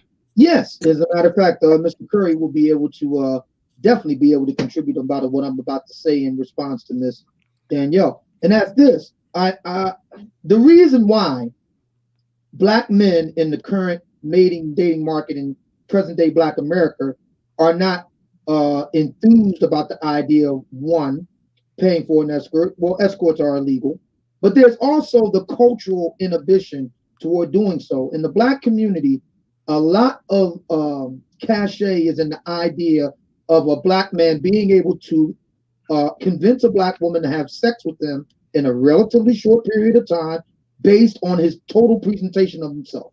His look, his conversation, his charismatic skill, and it is considered, even if we control for the escort piece, we take that and put that aside, it is considered kind of a mark of weakness, the weakness of a brother's game, if he has to go into extended courting rituals and outlay of cash. And the problem, Miss Danielle, is that, and again, Mr. Curry can speak to this, the problem is quite a few Black women have acceded to that. Quite a few Black women are more than willing to have short-term casual sexual relations with men they deem to be very attractive. But then at the same time, they want other men that they are not sexually attracted to, or let's put it this way, maybe they're not completely not sexually attracted to them, but kind of like lukewarm about it, like, man, you know, that sort of thing. They want them to give them what I call the boyfriend experience. Take them out to a real nice place, you know, give them great conversation. Mr. Curry would regard all of this, and I cite him and give him credit for this, as non-sexual attention. In other words, the boyfriend experience consists of all of the non-sexual components of a long-term relationship. A lot of Black women want that from certain Black men, but they've made it very clear they're more than willing to have immediate, vociferous, vigorous, splendiferous, casual sex with other Black men who do not need to invest at all. So my question to you, Miss Danielle, is why are you barking up the wrong tree? You need to be barking up the tree of Black women who have no problem and no qualms putting out with the quickness for a certain type of Black men, but then want another type of Black men to give them the boyfriend experience with little to nothing to show for it in return. I hand it back over to you. Right on, Obsidian. I almost interrupted you, but you said exactly what I was going to say. The mere fact that women willfully, happily hop into bed and have casual sex when they want to have casual sex with a guy for various reasons, whether they like him, whether they find him attractive, he tall, he just walk the right way, talk the right way, say the right thing the right time, the right way, and they hop in bed with him. Whatever the reason is, the mere fact that women willfully do that and will proudly acknowledge that they do that, that makes everything she say, in my opinion, null and void. But that's just me. But I got super chats real quick. Information man in the building. He says, peace to Brother Bernard and panel. Shout out to Information Man. And got a shout out again. The one-on-one I did with him was definitely a good one-on-one that I like to refer people back to. Some good, great things said. Great discussion right there. Hopefully me and him can get together and do it again. The RX-O in the building. He said, in modern times, wooing and courting is an excuse for women to be advantageous and deceptive. All women are fully aware before the date whether or not they truly desire a particular guy. Thank you for the super chat. I appreciate that. And without further ado, I know it's a lot been put on the table against your sister George, but we got to go to ARC. So just hold your thought. Oh, and wait, hold on. Before we go to ARC, Leo Anthony in the building. Then he says, men should take every chick on a cheap date, first date, as a way not to get played by somebody. That's why I felt like Sister George did a spin move. She said, if we met out at happy hour, that would be the first de facto cheap date, and then some phone conversation. So she's like, why do got to be a coffee date after that? Coffee date is normally if we just met on the fly, I got your number, now let's go and have that cheap talk date. That's why I was laughing. Like she's throwing in, she's trying to throw a monkey wrench in it of something that didn't apply. Damn it, I saw Ramil in the back chat. Come back, Ramil, because it's gonna get real interesting when Ramil get up here. But anyway, that was her first spin move dodge. Little effery tactic she threw in there. But somebody was who he says to get played by somebody is wasting your time. You up the level of dates if you like the chick for something serious and things are mutual. Absolutely 100%. Start out cheap and build up versus starting out high and building down the cheap. I mean, that's if you're going to be paying for dates. But we got to pass the mic to somebody who don't pay for no goddamn dates.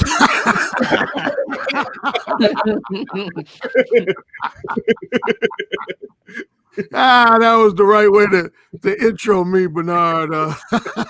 Yeah, on that note, yeah, I think everybody who's familiar with me knows, and I know I'm a different cookie in the box, but I've said a million times, when my objective has been short-term, non-monogamous casual sex, I can honestly say, starting with the age of 21 up until now, and I'm 57 now, I've never, ever taken a woman out on a date. Not even like one time. Only women I've ever taken out on a date was women that I looked at as potential long-term girlfriend material or future wife material, like, for example, my current wife. We went out on a date. We went and saw The Lion King in Indianapolis. That was our first date. And but yeah, if I know I just look at a woman as a fuck buddy, I just don't believe in the shit. Now I know other people had their arguments for why they do it, but I did a recent video where somebody brought up this dumb argument. It was actually, usually I get dumb arguments on my YouTube page, but this was in my Patreon exclusive live stream. Guy said, Alan, I listened to 2 other dating coaches, and they said that going out on a date with the woman reassures the woman that you're a safe guy and not some kind of psycho weirdo creep. I don't want to get lengthy on that, but I just simply said that's total bullshit, for the simple fact that that's why you have fucking date rape. That's literally why you have date rape as opposed to just conventional rape. Guys who date rape, what they do is they hook up with women, share their company without making any moves once, 2 times, 3 times, and then they rape the bitch. So if you go on a date, how are you proving that you ain't no weird creepo? Ted Bundy was one of the nation's most notorious serial killers, and he went out on dates with women before he brutally murdered them. Went out on dates with women. But anyway, that's all I'm saying. First thing I want to say to you, Bernard, is, as you know, this week was a week I wanted to do our 3rd one-on-one. Oh, my bad. But no, don't apologize, because I had told you in the email that I didn't want to do another one-on-one until my paperback version dropped, which was supposed to be out. It was supposed to be released December 18th, but I got a note a couple days before that it's delayed. So my paperback version of No Free Attention is not out yet. So as soon as it comes out, then we can work on scheduling that one-on-one interview. I just simply would, what did you say everybody calls you, young brother? Doe? Oh, Doe. Yeah, Doe. You call me Doe. I want you to kind of refresh my memory, because I don't remember everything you said when you did that video reviewing my Mode 1 approach, but I vaguely remember you saying that essentially you were for Mode 1 when it came to the pursuit of casual sex, but I think you said when it comes to pursuing a woman for a girlfriend or a wife, you were against it. If that's true, what's your disagreement with it for the pursuit of? I don't honestly, I don't remember that video too, because that was a while ago. But I will say what I was thinking right now is, like, I feel like with you, that the Mode 1, I feel like has to be for a guy with somewhat advanced level game. I don't honestly, and this is just me, I don't honestly think I could teach a guy. Can I pull off telling a girl I just want sex? I believe I can, and I have. With 3-line the girl, had to come back. But I feel like to me, that doesn't seem like something that I could teach someone that was shy to naturally just start doing. You have to have that charisma. You have to have that swag already, I think that was my biggest thought about it, because I've seen people disagree with you even in the comments, and I'm just like, no, I'm pretty sure everything he's saying is legit. I think he can pull that off. I think he has pulled it off. I've seen the videos, so I think that was my biggest, like, the difference. Do you think that that's something that you could teach somebody, like, say myself, that was just brand new and like was kind of shy to do? Like, or would you think that would take like a little while for them to get to that level? Oh yeah, it's definitely gonna take. I tell clients all the time, nothing I teach is gonna happen overnight in like say 24, 48, 72 hours. I mean, I've had rare cases where somebody might have did a Skype consultation with me, and they just all of a sudden after that became this magical overnight ladies man. But for 98, 99% of the guys I work with, because the first thing that has to happen, and I'm gonna try again not to be too long-winded, but I punch the word in my books and my videos a lot, social programming. See, most guys who are 21 years of age or older, they've already accumulated a number of years of social programming, which simply means what they think is the appropriate behavior to exhibit in certain situations and scenarios. And what I do as a dating coach is I come along and say, okay, a lot of what you learned specifically about dealing with women is invalid bullshit. And number one, a lot of guys are going to resist that. So that's going to add to the link. Because some guys real quick, try to keep the cussing to a minimum. I've already messed up 3 times, so I understand. Oh, okay, my bad. If you slip up, it ain't no big deal because I've slipped up 3 times. But let's we trying. Okay, I'll try to be PG-13. Yeah, but a lot of guys they'll resist. I've had a number of clients who resist trying to have their social programming altered, and one of them relates to what we were talking about, dates. For example, a lot of guys believe that it's just like a fact of life that you have to take a woman out on 1 date, 2 dates, 3 dates, 4 dates, 5 dates before she'll feel comfortable enough to engage in sexual relations with you. But all my experiences, but definitely starting with when I start being more one, have shattered that. Again, I've never, ever gone out on a date. Like, not even one time. I'm talking about breakfast date, coffee date. Every woman I've ever had casual sex with in my life, starting with the age of 21, I just specifically told them I wanted to have sex with them. I would use my erotic dirty talk skills to get them aroused, either face-to-face or it might have been through like phone sex over the phone. And then from that point, I said, we going to my place or I'm coming to your place? And they would say, okay, yeah, I'll come over your place. Or they would say, you come over my place. But anyway, going back to coaching, yeah, it's a long, detailed process. And that's why I disagree with people who try to say, who over the years have tried to suggest that I'm some type of a scam artist or snake oil salesman. Because I let guys know up front, I say, if you're coming to me thinking that you're going to take coaching from me, say on Wednesday, and by Friday or Saturday of that same week, you're going to be this magnificent overnight ladies man or womanizer, that ain't going to happen. I let my guys know from the get. I say, most of you guys are not going to become any type of prolific womanizer just because you did 3 Skype consultations with me or even a one-on-one face-to-face coaching session with me. What is going to definitely happen is your conversation style is going to become more real, it's going to become more authentic, and it's going to become more provocative. And so all that to answer your question, I have taken clients. I have testimonials from clients that initially when I will say this guy's real name. I like to say real name of clients, but I had this guy, he's of Middle Eastern, Indian descent, but he's been living in Canada for most of his life. Here's a classic example.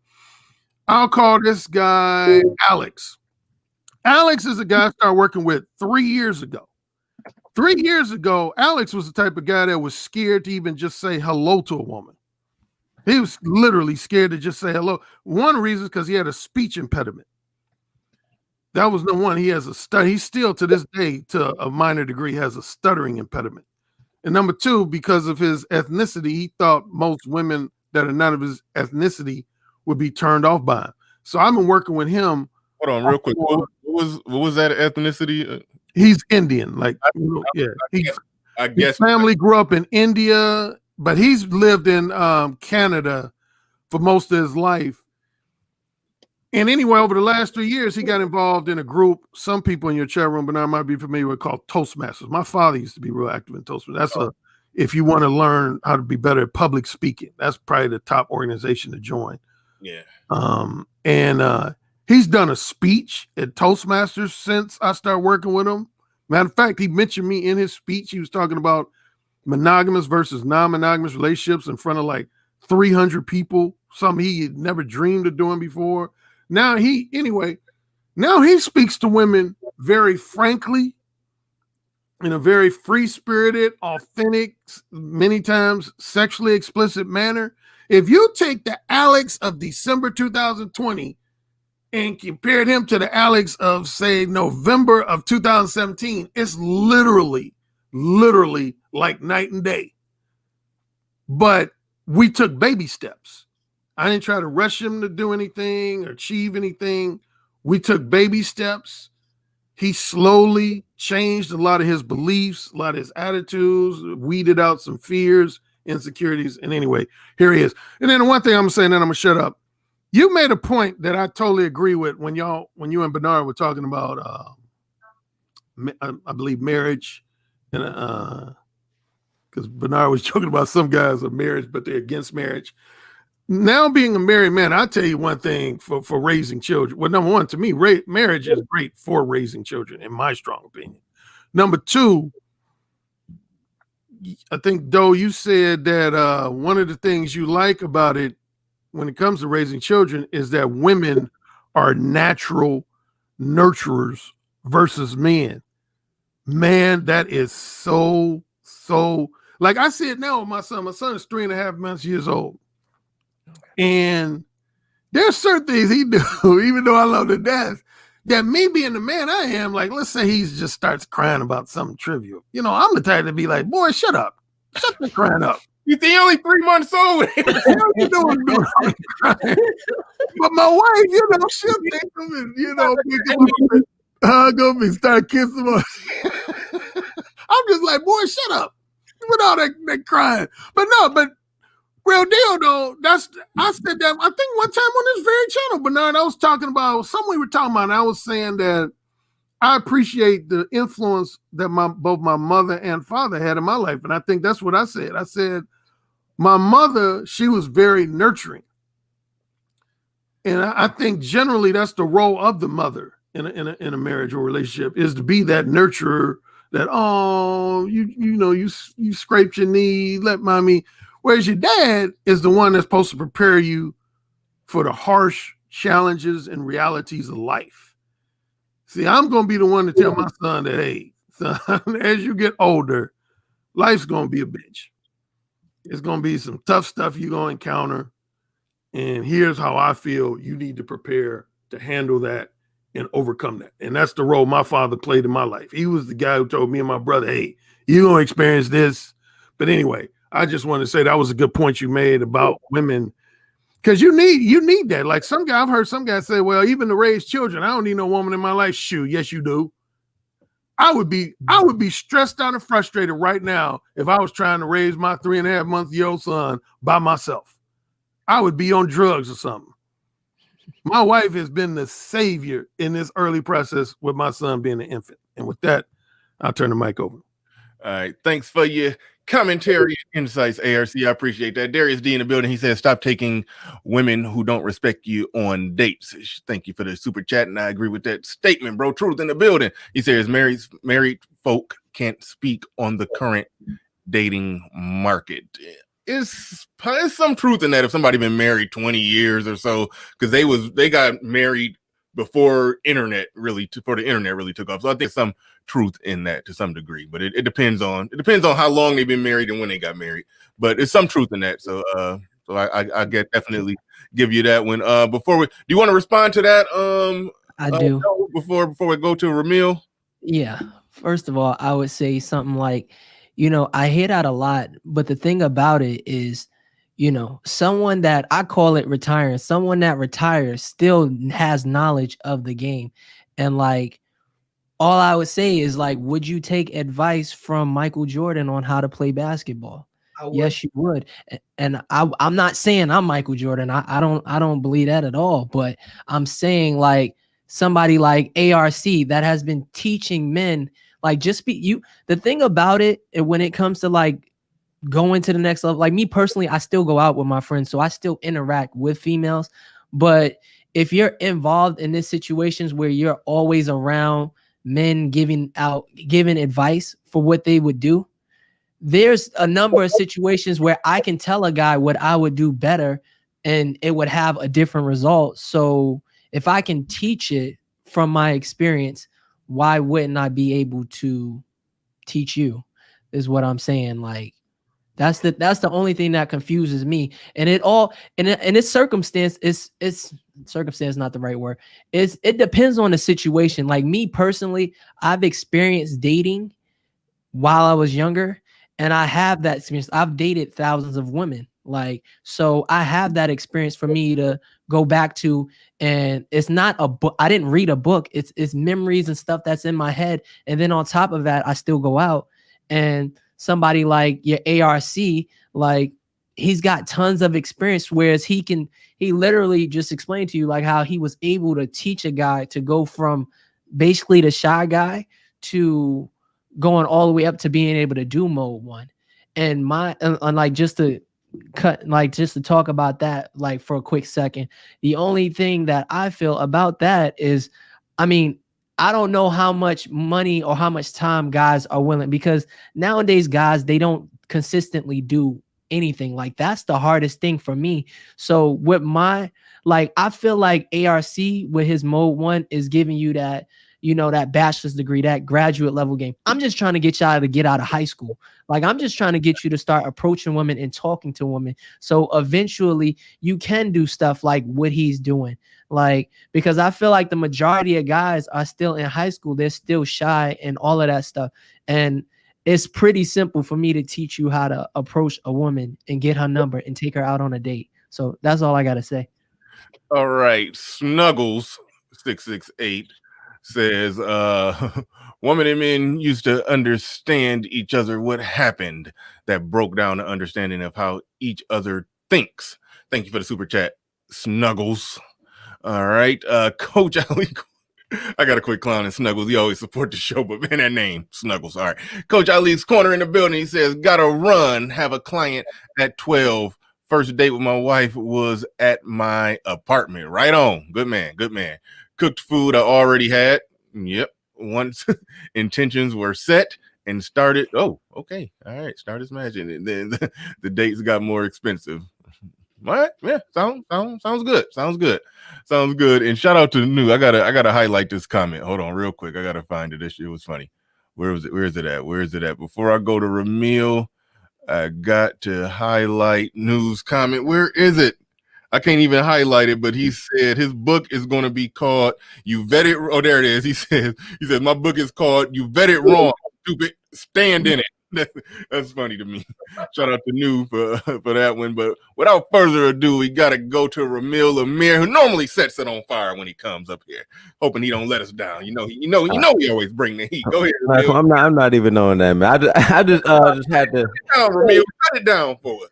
Well, I just had a quick question. So it seems like every time when men are looking for sex, it's always told you should probably just go pay for it. It's men and women saying this. It's like as if men actively pursuing sex outside of trying to pay for it is like a criminal act or something. But when a woman's told, when she just wants sex, she's not told go pay for dick.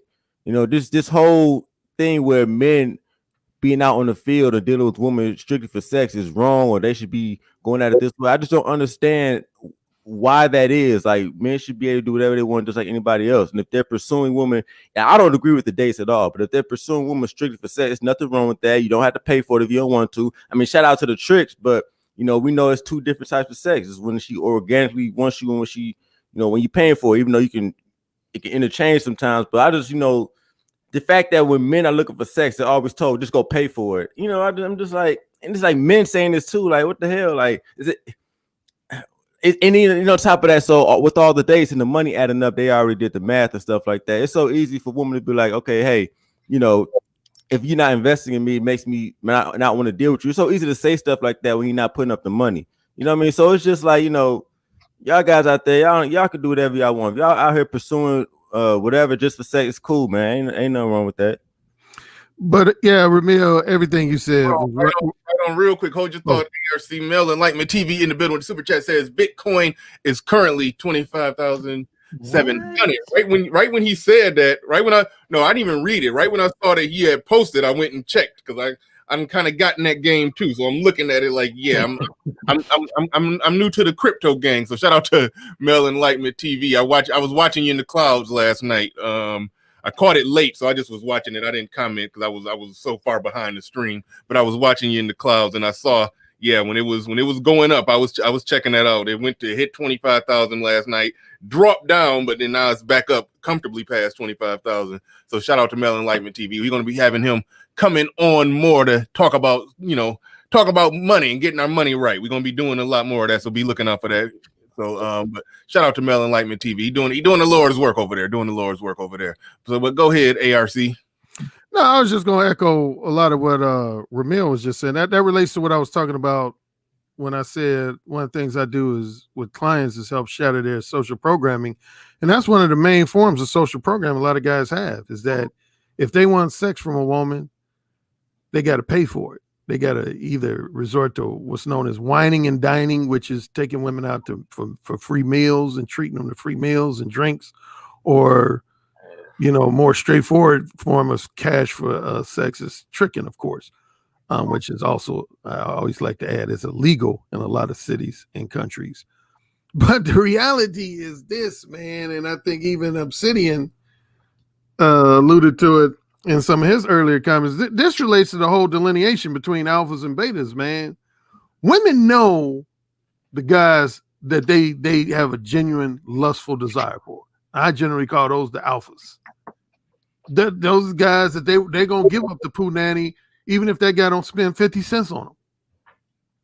So this belief that all guys, I've heard some guys over the last 3 years since I've been on YouTube, there's some guys, not a lot, but some guys literally they'll say stuff like, oh, it's a foregone conclusion. All guys have to spend money on a woman to have sex with. No, they don't. No, they do not. I know I'm living proof of that, and I'm sure there's a percentage of other guys on YouTube who is, dude, if a woman wants to have sex with, particularly casual sex, here's the thing that guys don't understand. I've had to repeat this. Studies have been done. And matter of fact, anybody familiar with a comedian on the side note named Dion Cole? He's on a show called Blackish. Oh, yeah. I know him. Yeah, he even talked about this. This is how much it's been even talked about in studies, because he was doing a comedy bit on Netflix. And in one portion of his comedy bit, he says, I was reading this study that said most women know within the first 2 or 3 minutes if they're willing to have casual sex with you. So he said, it's changed my whole club game. He said, now when I go to clubs, I just go up to women. And matter of fact, Doe, you said something like this earlier with Bernard. He said, Dion Cole said, now I just go up to women and say, which one of y'all want to come home with me? Because he said, I know that they don't have to deliberate. And he said it comedically, but it's the truth, man. Women, when it comes to casual sex, studies have shown that women know within the first 15 minutes or less after they meet you whether or not they want to have casual sex with you. The only thing that takes them longer is if you're proposing them being your girlfriend, fiance, or wife. Right. That's when it could take a woman weeks, months to deliberate. Do I want to do this? Do I not want to do this? But when you're talking about something like a one-night stand or weekend fling, women know within 15 minutes or less after they meet you if they're going to give you the poo nanny or if they're not going to give you the poo nanny. So to me, pretty much everything beyond a 15-minute conversation is a waste of your damn time. I agree. Your damn time. I agree. I agree with Mr. Curry, and I'd like to take it a step further because everybody knows where I'm at with this, and I'd like to bring it back to Mr.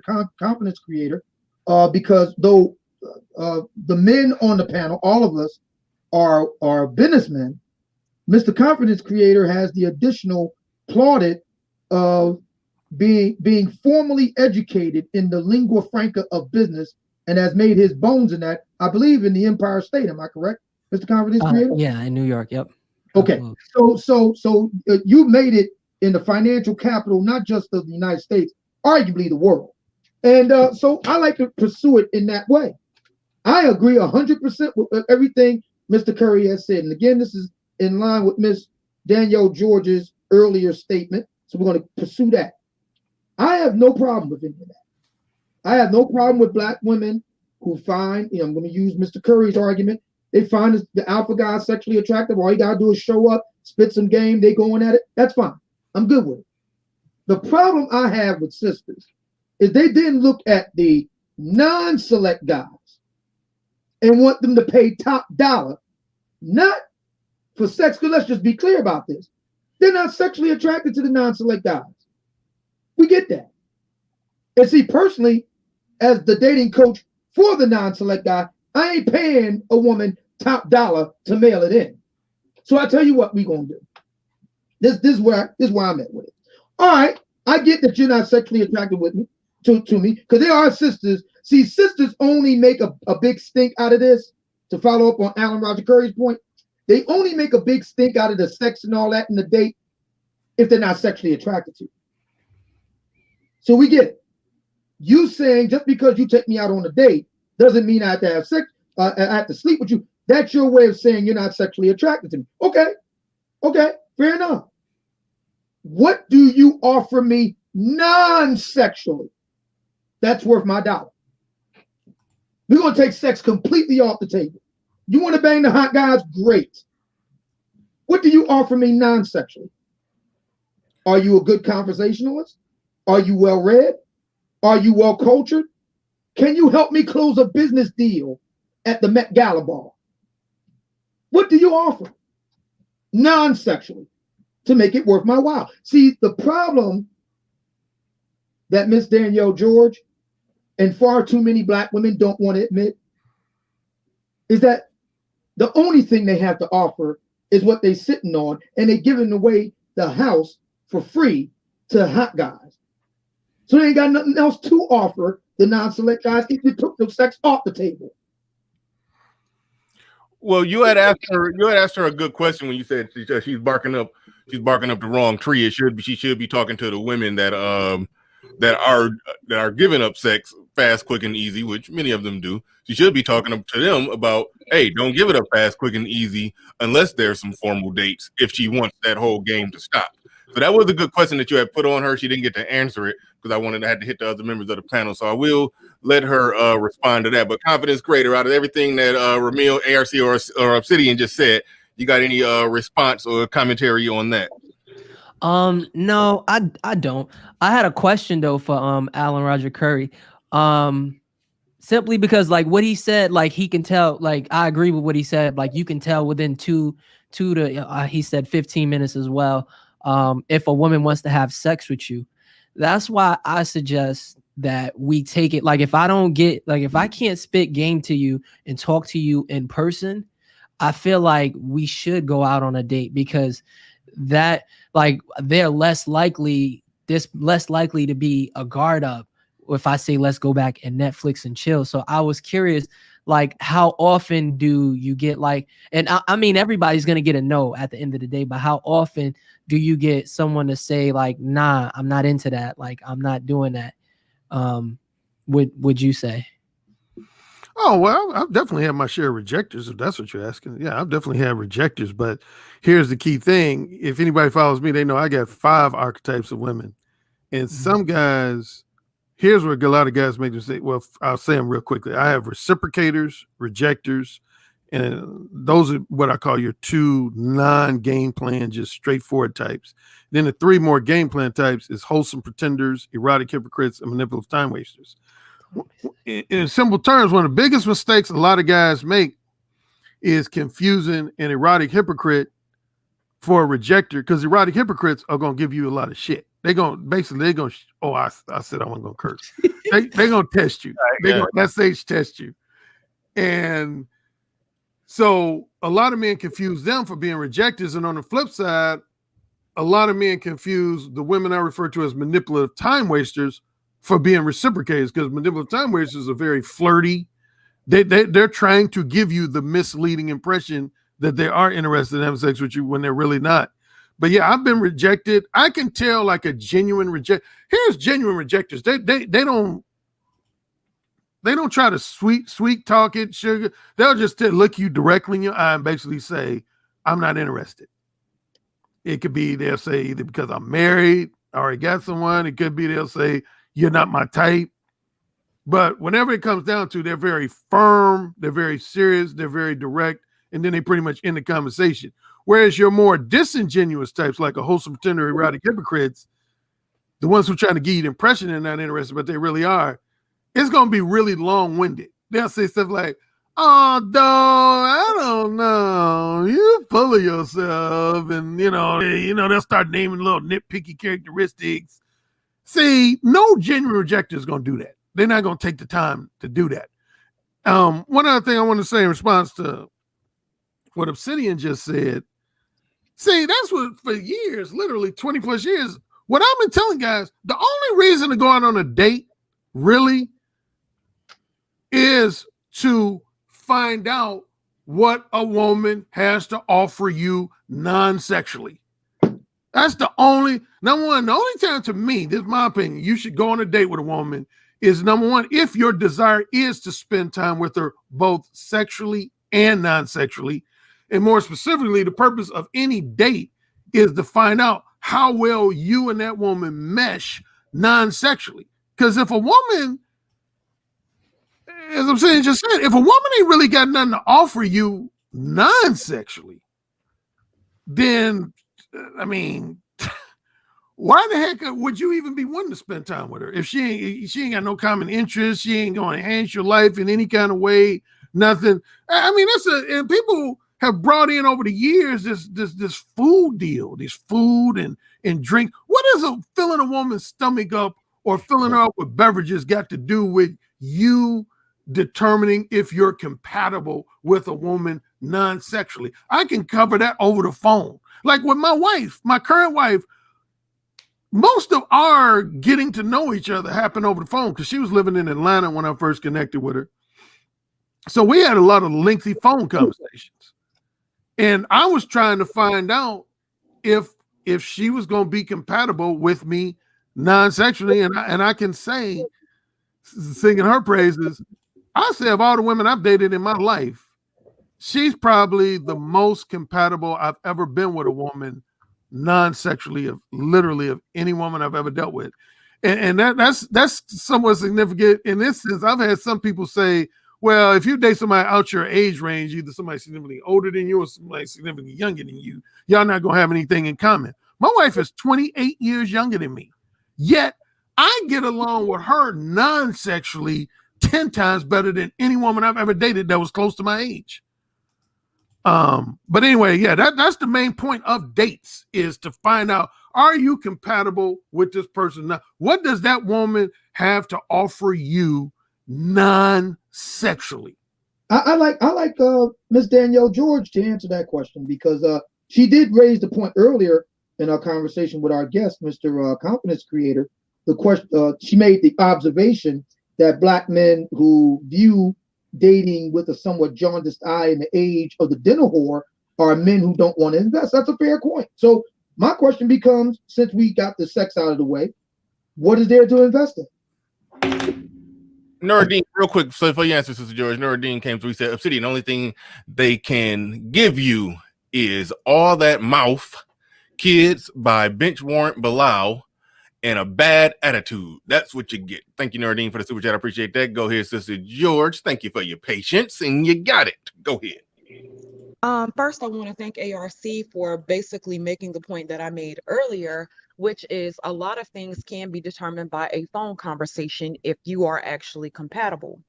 Because there's a few points that I wanted to make. So first of all, thank you, ARC, for that, because I'm saying, like, if you are actually looking for something outside of casual sex, you can determine like if a woman is if a woman is a airhead, if she doesn't have common sense, if you're not compatible, if she's not witty, you can determine that off a phone conversation. So my second point is coffee dates and from what I've heard and from what I've observed, is coffee dates is for guys who generally have they're dating multiple women, but they're basically trying to get casual sex. They don't want to waste their time and money with a bunch of different women. So a lot of guys will take women out on coffee dates just to see whatever is what. So okay, fine. Then it was like, okay, with men, if you're looking for casual sex, then you're saying that you don't want to pay for it, or you don't care about paying for it or whatever. If you're looking for casual sex and you're not looking for a relationship, to me, there's nothing wrong with paying for it or not paying for it, however you can get it. But what we also have to realize is everybody is not going to be the alpha male. Everybody is not going to get vagina for the free. All others pay cash. It is what it is. So that was another point that I wanted to make. Then Obsidian, you said, what do you get from a woman when you determine whatever it was that, you know, outside of sex, what do you get from a woman? If you're certain things to me that you should be able to get from a woman, she should be appropriately dressed. She shouldn't be staring into her phone the whole date. She should be funny, attractive, fun to be around, quiet. She's not combative as hell. She's not argumentative. She's witty. She can actually hold a conversation with you. She can actually keep your attention. But I feel like all of that can be determined from the first a couple phone conversations. I don't feel like you have to necessarily take a woman out on a date to determine that. Then it was something you said about not being seen as a like paying for vagina or whatever. So it's like y'all don't want the stigma of paying for, y'all don't want the stigma of being a trick, but at the same token, you're saying that you're not looking for anything serious. You don't want this, that, and the third. And it's like, but you don't want to be seen as a chick because you don't want nobody to think that. Hold on. Who said that on here? You can't make an argument based off what men say. Actually, Obsidian said this earlier on in the conversation that men don't want the stigma of paying for vagina, like what comes No, he's saying he literally don't want to break the law and pay for sex in America. I actually said two things. I can clarify it. Go ahead and clarify that, but I feel like this is where it gets frustrating. So if man wants sex, you have to break the law. That's the in America. I'm not saying that at all. That's just crazy to me. If you want to sex, you gotta break the law. I'm not against tricking, but I'm just saying, like, it's when men want to chase sex outside of paying for it, it's always seem like you're looking down for it. Do you tell the woman the same thing? If you want sex, go pay for dick. If a woman is unattractive and she's not able to get penis for the free, I would tell her to pay for it too. If she wants sex from an attractive man and she's a 2 and she's looking for sex from a 10, and that 10 is not willing to have sex with her just on a general, that's a bad point. Hold on. That only makes sense to say if the inverse of that is guys who are 2s are looking for sex for 10s, and yeah, they would have to pay. But a guy who's just, I don't know, average looking and just looking for casual sex from an average looking woman, if they got to meet up in person to fill each other out, it ain't nothing wrong with that. They fill each other. Whoa, don't interrupt me. If they fill each other out by way of coffee date, what's wrong with that? They can fill each other out by way of coffee date, by way of conversation, by way of any measure of interaction. So I don't even see what your argument is. It sounds like you're just saying no. Just take us out on more expensive dates. We want more. I did not say that at all. And you're what's your disagreement then? I don't get what's your disagreement of. I just want to clarify what I said. You want to clarify something? I was trying to. What I said was, there is the legal piece, which Ramil just spoke to, about the purchasing of sex worker services. There's the legality of that. We all know what that is. But that aside, culturally, in Black America, okay, a big part of what it means to be a man in Black America is the ability to get women to have sex with you for little to no investment in a very short period of time. Black men who do achieve that, but must do so through a investment over time, are not seen by both Black men and Black women as manly as the Black men who don't. That's what I said. I had no personal opinion on that. But since I've got the dais, let me go ahead and say it. And again, in keeping in line with our featured guest today, who is a New York finance guy by trade and profession. He will know this phrase. Others will know this phrase. A fair exchange is no robbery. I have no problem paying top dollar for a top woman, but see, that's just a trick. I am asking Danielle, does she believe that the rank and file black woman today is such that commands major blue chip investment? Does she honestly believe that? No. Okay. No. Would you then agree with me, Miss Danielle? And I speak to our guest, Mr. Confidence Creator, a finance man by trade, that the market, black men, have determined that the non-sexual value of black women is such that it's not worth it, and that's reflected in the marital rate, in the dating and courting rate. The only axis that's left is the sexual. And black women have determined that there is a pool of black men that they are willing to have sex with for little or no investment. Let me just say that in a nicer term for I feel like sister George, I feel like you're looking at it from your perspective as women, like all women think like you. They don't. Like there are women out there, the Meg the Stallions, that just want to have a hot girl summer and enjoy life. So what he's trying to say is, why would I pay Miss Meg the Stallion and try to call her and get to know her when she just got mode 1 by ARC? Like, why should I do that? You know what I mean? Like, Okay. that's what I don't get. And like, when you said something like you want to have a conversation with these men, you can't just assume that every man that you got on a date with is going to be your boyfriend.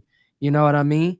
Like, just because I said, no, okay. Just because I said that I'm not looking for a relationship doesn't mean that if I found somebody like yourself, that if you're attractive and have all of these qualities, that you wouldn't make me change my mind.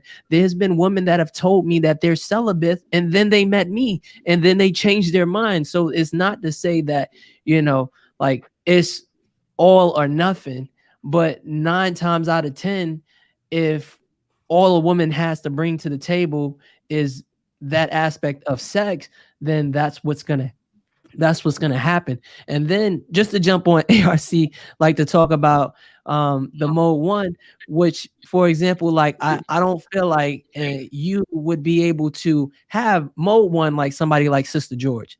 Whereas if I took Sister George and she agreed to a coffee date after 15, and I'm just using you as an example, but if I spoke to her for maybe 15, 20 minutes, maybe I could convince her to come back. So I'm just trying to touch on both sides of both points that I have written down, and you guys are free to comment on that. Well, I think I would have a philosophical disagreement with that. I mean, I don't like to do a hypothetical with Sister George because she's engaged to be married or whatever. But I don't know.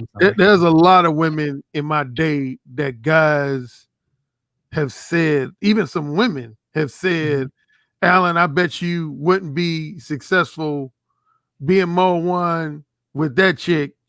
And one that at least one person on this past halfway familiar with, based on some of his comments in the past, Obsidian. There's a woman I've referred to on my channel. I never use her real name. I always refer to her as Sharon. Now, Sharon, if I had to compare her to a celebrity, she looked like she could be. You ever heard of this chick named? She's married now, Whitfield. Damn, what's her name? Sally Richardson, Whitfield. Anybody heard of her? She used to be an actress in the 80s, early to mid 90s. She was in that Keenan Ivory Wayans movie. Anyway, she's a bad motherfucker. Oh, yeah. And a lot of people used to compare Sharon to Sally Richardson. So on a looks level, that's her range of looks. She was a woman that was going out with NFL athletes, NBA athletes, some entertainment industry celebrities. A lot of my buddies at the time when I was connecting with her was like, Alan, you ain't got a chance. You ain't got a chance because you ain't got the type of money that I was mode. Not only was I mode 1 with her, I was mode 1 hardcore. That's my most profane and explicit. And without getting into the long story, We ended up being F buddies for like 7 months. And she used to tell me all the time, she used to basically say, Alan, you're the brokest nigga I've ever had sex with in my life, in my adult life. It was all because of my mouthpiece. So she was a classic. She was one of the best examples of somebody that other people said, Alan, your Mo 1 ain't going to work on her. And it did work. She said she became intrigued that I was so cocky with so little. Those are her exact words. She said, Alan, you're the cockiest guy I've ever met in my life that really didn't have nothing to offer in the way of money and material possessions. She said, you carry yourself like you're a multimillionaire in terms of your level of cockiness. I said, you damn right I do. You damn right I do. Because I said, damn. That's kind of semi. It's all right. It's all right. But one thing I was going to say, you kind of opened a can of worms, and I don't, want to get too lengthy on this, but you said something to the effect, and I've heard people make this comment. When you were addressing Sister George, you said, I can't remember, so I'll paraphrase. You said, why would a man want to treat you like girlfriend material when you had casual sex with a guy like ARC who just used Mo 1 on you? Well, my attitude, and I've addressed this before, my attitude, if every guy was to think like that, shoot, most women wouldn't be married today. Because I can think of literally hundreds of women that I had only casual sex with that are now happily married with children. So you're saying that a woman ain't going, just because a woman has casual sex with man number 1 does not mean she's going to only have casual sex with every man after that. All women are going to have casual sex with some guys and relationship sex with other guys. And I'm going to use my brother, even though he'd be mad I'm bringing him up. But my brother, I never forget, man, one time my brother, when he was about to get married to his now wife, they've been married for like 12 years. And you always hear guys talk about that, find out about a woman's past. And I said, man, did anything about your wife's past raise a red flag? And first he just gave me a look, like almost a disappointed look. I said, what? He said, man, I didn't talk to my fiance about her past. And I was shocked. I was like, really? He said, dude, he said, man, from being my brother, I got a questionable past. So what I'm going to look like passing judgment on anything? He said, I don't want to know about her past. As far as if she had a one-night stand with this dude or if she had a weekend fling with this dude, I don't want to know that shit. He said, I have no interest in knowing that. I don't discuss my past with her, and I don't ask her about her past. And I was just like, damn, bro, I give you props for that. Okay. Yeah, I think before I pass it to Doe, I think the problem most guys have with that is that, a chick, of course, she's gotten down in the past before. What men don't like is that when you're pursuing her, she front like she just been walking around with a chastity belt and a fig leaf on over her lady parts her whole life. And that's the part where it get goofy. Because I remember, I agree with that. I've told a story about a woman that I was having casual sex with, and she would come to my house, close to midnight, dressed and looking like she had been on a date, and with a carryout bag. And I'm like, hold on, where was you at before you came here? And then eventually she laughed and fessed up and said that she was on a date. I'm like, and I just had to ask eventually, like, okay, why you ain't having sex with him? Well, that was the guy that she was, walking around with her chastity belt on for. Not to be fair, not that I ain't bragging like I'm just that dude. I've been on the bad end of that too, where I was taking a woman out on dates that I found out later was having sex with somebody else. That's when I had to change my whole ideology on dates, because I've been on the good end of it and the bad end of it. So I think that's where guys have the problem with it. But overall, as far as what you said about a woman's past and everything, I mean, I generally agree with you.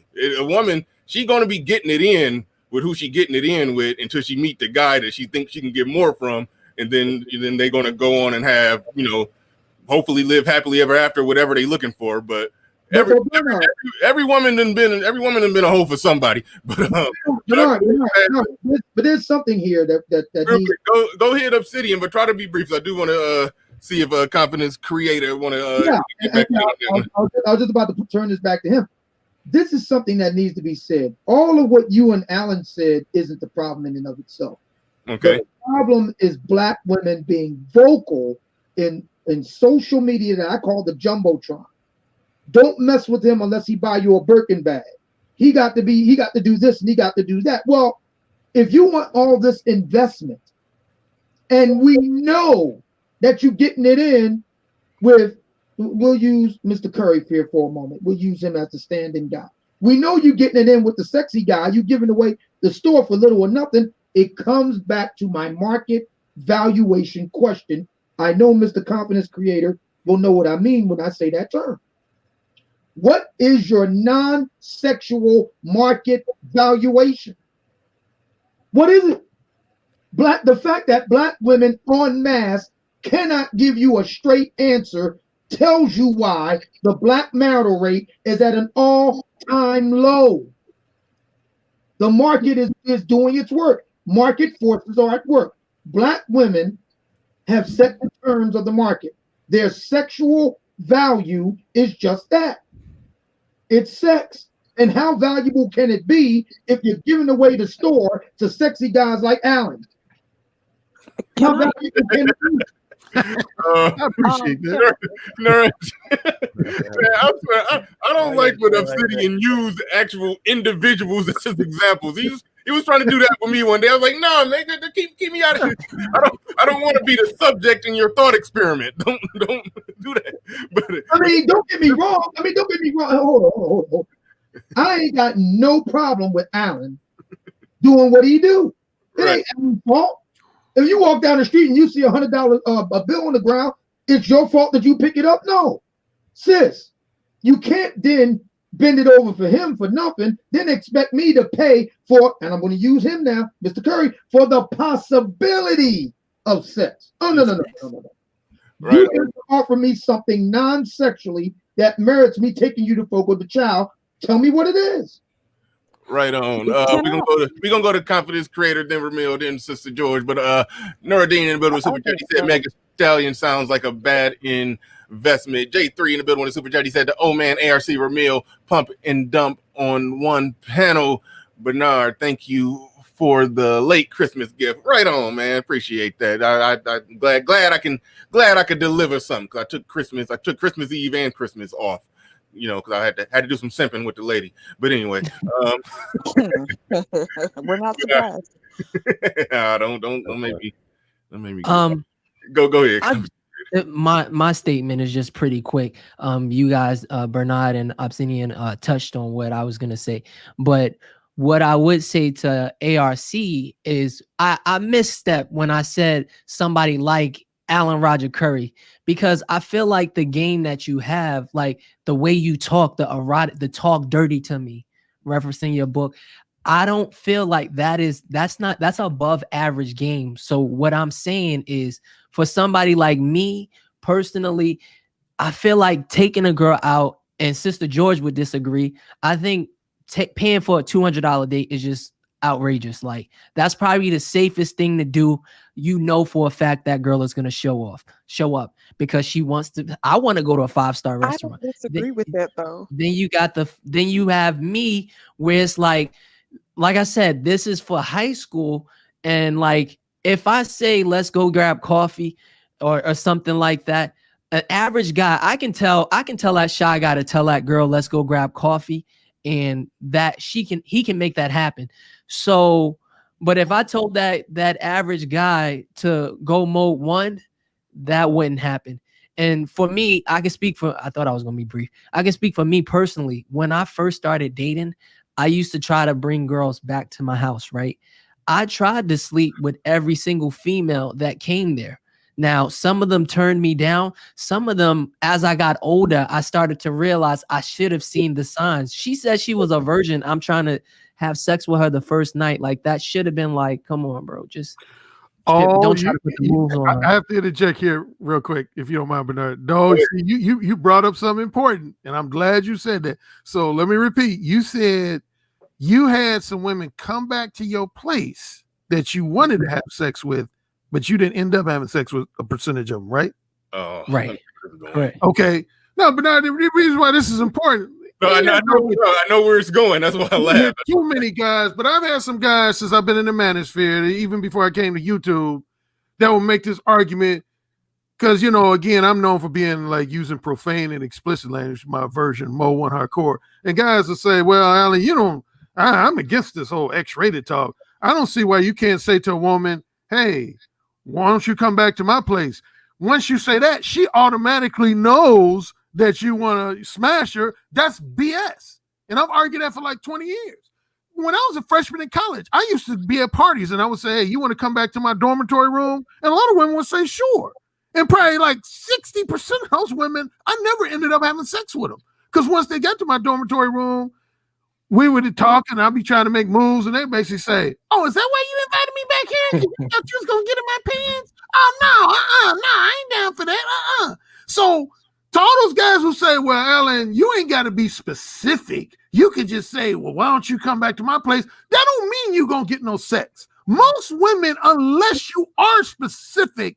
Now, there's some women who know how to read what's known as sexual innuendo, and they would know that, you know, if you say you come back to my place and it's late at night, they know you want to smash. But other women, you could say that same thing too, because I know it got big after that movie with Ryan Gosling, Crazy Stupid Love. I don't know if anybody on the panel saw that. Yeah, that was Ryan Gosling's main go-to. He would be at bars and restaurants. He would just say to women, hey, you want to come back to my place? And the women would say, sure. And then they would always show him smashing. But I was like, real life don't work like that. Real life don't work like that.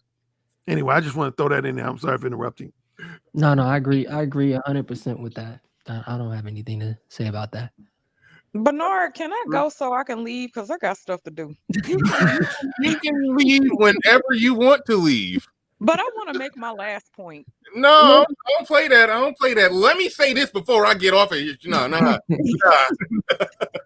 You ain't about to say some bullshit and then I'm not gonna say it's not gonna be BS. I promise. All right. If I hear some BS, you getting dropped immediately. You ain't gonna say no bull and then leave on your own power. No. But go ahead. Oh my God. Okay. I guess what I'm confused about is because if you're saying that the women aren't worth taking out on these types of dates, you guys are looking for casual sex, the market isn't for marriage. If sex got to a point time out. That's already BS because when I met the woman that I'm with now, I was looking for casual sex. She just happened to show me that damn, she worth more than casual sex. Not only that's the flaw in it right there. No, but no, you got to pay for it, man. If you want to say, you got to pay for it, man. Not only that, but we also have evidence that proves that black men want relationships and marriage more than black women do. NPR did a big story about this. But we can settle it right here to some degree. I mean, we got two married men on the panel, ARC and Doe. When y'all met the woman that you're married to right now, I take it you were out in the market for normal casual sex as usual, and then you just happened to meet somebody that made you say, let me examine this. Isn't that about accurate? All right, and that's a done deal. What she want men to do is to be walking around ring in hand offering $200 dates. Like, no, they don't. That's not what I said. Now, all I'm saying is, if you're looking for casual sex and you're saying that you don't want relationships, and in one breath you're saying that the women aren't worth these dates. Who said they don't? Who said they don't? Actually, just who said they don't want relationships?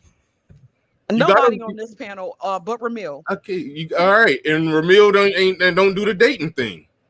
Yes. You see what you're doing, and you try to take the words of some men or a general thought that floats out there in the manosphere and apply that to other men who said other things for other reasons in different contexts. So you could try to say, y'all in contradiction. It's like everybody who got a penis is all the same and think the same. It's not one collective hive mind of black man thought. It's like that's the only way your argument can even possibly make sense. But I'm gonna let you go. I'm gonna let you go ahead and I'm gonna let you get your full BS out. I ain't gonna interrupt you. Go ahead. You can say some BS and just leave. Hey, Sister George, before you go real quick, I just want to quickly say Bernard probably doesn't know that sometimes I come to his channel. I don't do a super chat. I don't do anything in the chat room. I just come specifically to see y'all banter.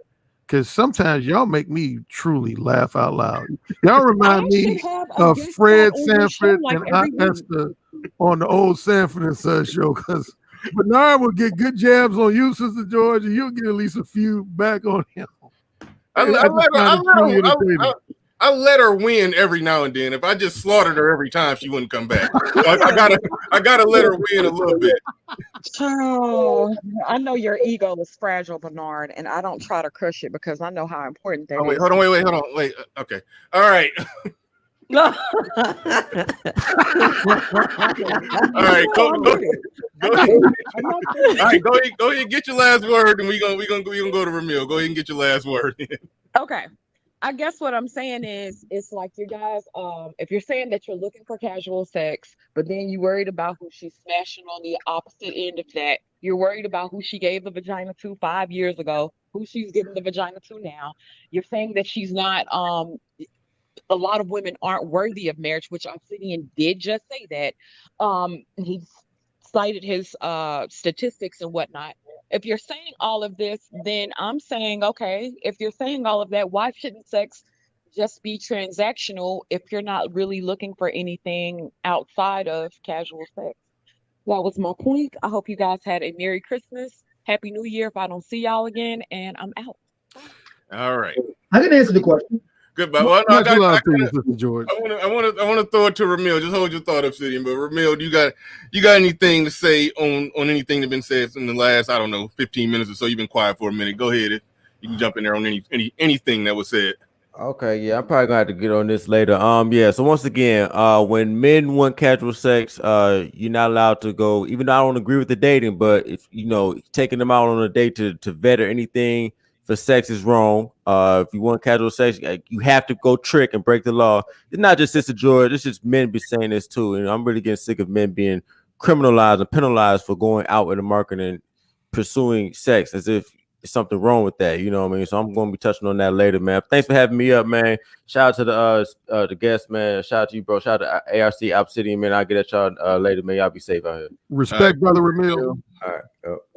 All right, go ahead. Oh man, you were setting up a question. And Silent, I see you said it. I missed your super chat. I apologize for that. I'm trying to find it right now. There you go. He says the independent talk ends when the bill arrives. Right on. We know that. Shout out to you. Appreciate the super chat. But yeah. They're strong and independent till the bill comes. Strong and independent until that bill comes. Go ahead, old man. You got it. Yeah. To answer Danielle's question again, going back to our guest today, Mr. Confidence Creator, he'll understand this better than anybody else on the panel. It's a very simple question. Men don't want to pay for something that's substandard. For example, if black women, are indeed having sex for little or nothing with a smaller subset of guys, and we know that's true, and we know that the quality of that sex, I'm not going to go into the weeds with it. You all know what I'm talking about. Is such that they have with these guys is really off the chain, and we know that they're not really all that interested in having sex with the non-select guys.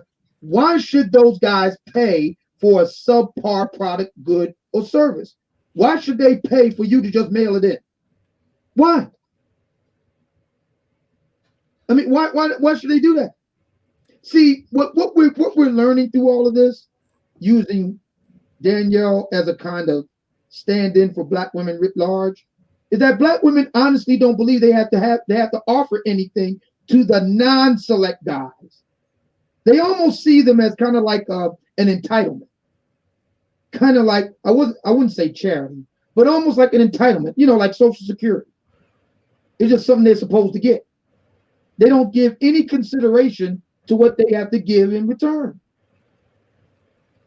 and that's the point. This is a marketplace, not a government entitlement. You have to offer something to get something. You're giving what you have to offer and most value to a smaller set of guys for little or nothing. You don't offer the guys that would pay something of equal value. How do you propose to do a deal? Mr. Confidence Creator, I am pretty sure you're familiar with the Security and Exchange Commission. Mm-hmm. The Security and Exchange Commission, among other things, ensures that Actors in the free marketplace don't try to defraud other people. Am I correct? That's correct. When a black woman wants a black man to pay her bills, take her out, wine her, dine her, but makes it clear that just because he did this, he is not entitled to sex, is a form of fraud. Dinner whoring is a form of fraud. That's fraud. Do you agree, Mr. Confidence Creator? I agree. This is a man that works on Wall Street in New York City. He works with numbers and money for a living. Okay? So we all agree, ladies, when you do these things, you are committing fraud. And how do honest actors, in this case buyers, react to those in the market who engage in fraudulent business practices? They stop purchasing. That's what they do. Am I right, Mr. Confidence Creator? That's correct. Hence the reason why the black marital rate is so incredibly low. Hence the reason why Netflix and chill has replaced courting. Any questions? Nah, I don't got none. I'll let that stand. I'll let that stand. I was about to get off the air, but Silent asked for the link, and then Fantastic took it as well. So I gotta let them two. These are the only two people that still come up here and flip the tables over. But I don't think this is a conversation where me and Fantastic are having a boxing match today. So I think we're good. All right, Fantastic. Go easy on the old nigga on the panel. Go easy on the old niggas. You know me, I don't carry my fights from one panel to the other, man. Yeah, I'm cool. I'm cool with these old niggas right here. These two cool old niggas. So they can, nigga, me and Fantastic go way safe. Back, nigga. Like me and Fantastic go way back before this second little iteration of YouTube. You know what I mean? So nigga, we can fight, nigga. I'm messing with y'all, but go ahead, son. This I'm gonna throw it to Silent, Fantastic, and then Confidence Creator. And we're probably gonna get out of here unless ARC and Obsidian want to jump back in on any point. But we probably about to wrap it on up. But go ahead, Silent, you got it, and then Fantastic, go ahead. You see, hey, first of all, respect to the panel. What's going on? I see the young brother up there, suited up and booted up, got on his J. Riggins suit. I see you, brother. You know, first of all, I just want to have a conversation, you know, and see the conversation that I want to have is changing the conversation to where we're explaining these things as if they don't know this already. They know exactly what we mean. It's not that difficult. They know it when they start spending their own money. All of a sudden, when they're spending their money, they become very practical and logical about these conversations, right?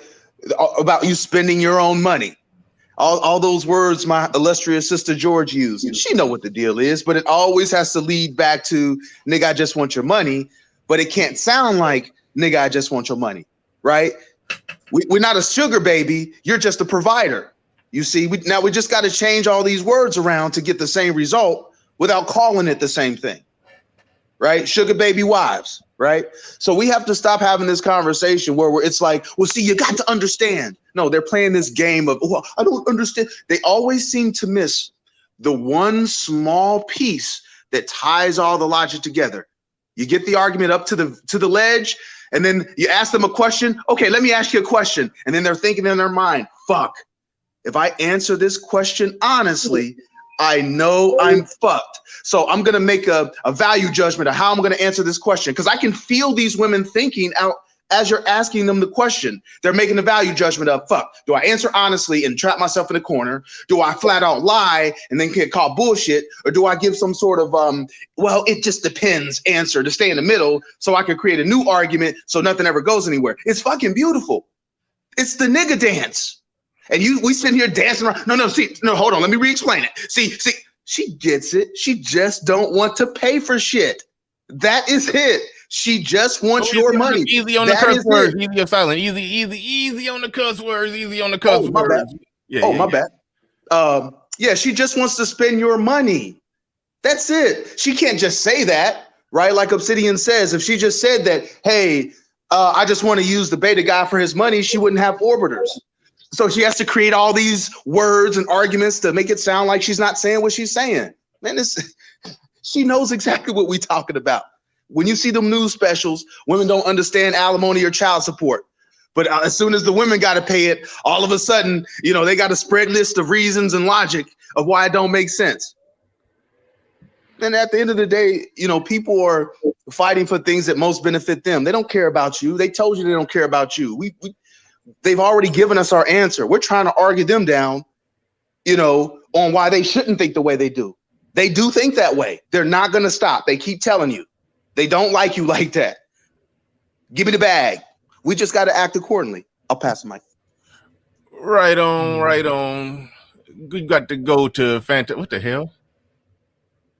Y'all men don't get the women y'all want simply because this ain't really a conversation about men not getting the women that they want. They just be coming in here with weird stuff. Yeah, all right, go ahead, Fantastic.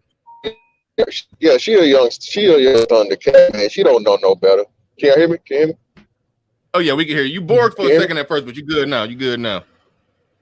And good stuff, Silent. Good stuff as usual. Hey, always, I'm on the road, man. So I was. Hey, no doubt. I was hearing Sister George doing exactly what you was describing. That's why I kept cutting her off and trying to strip her on the way up before she take the conversation and the goalpost all the way to the moon somewhere. But go ahead, Fantastic. You got it. Hopefully that's your chocolate. Go ahead, Fantastic. Yeah, but yeah, man. This is why you make her pay. All right. This is why you have her invest. I do all this stuff like tongue in cheek, and I listen to the brother Confidence Creator. I thought you was like Jay Morrison Jr. for a minute there, brother. I had to look at you twice. I'm like, hey, man, we talking about scams up here. Got to make sure this dude ain't, trying to get no extra real estate money. But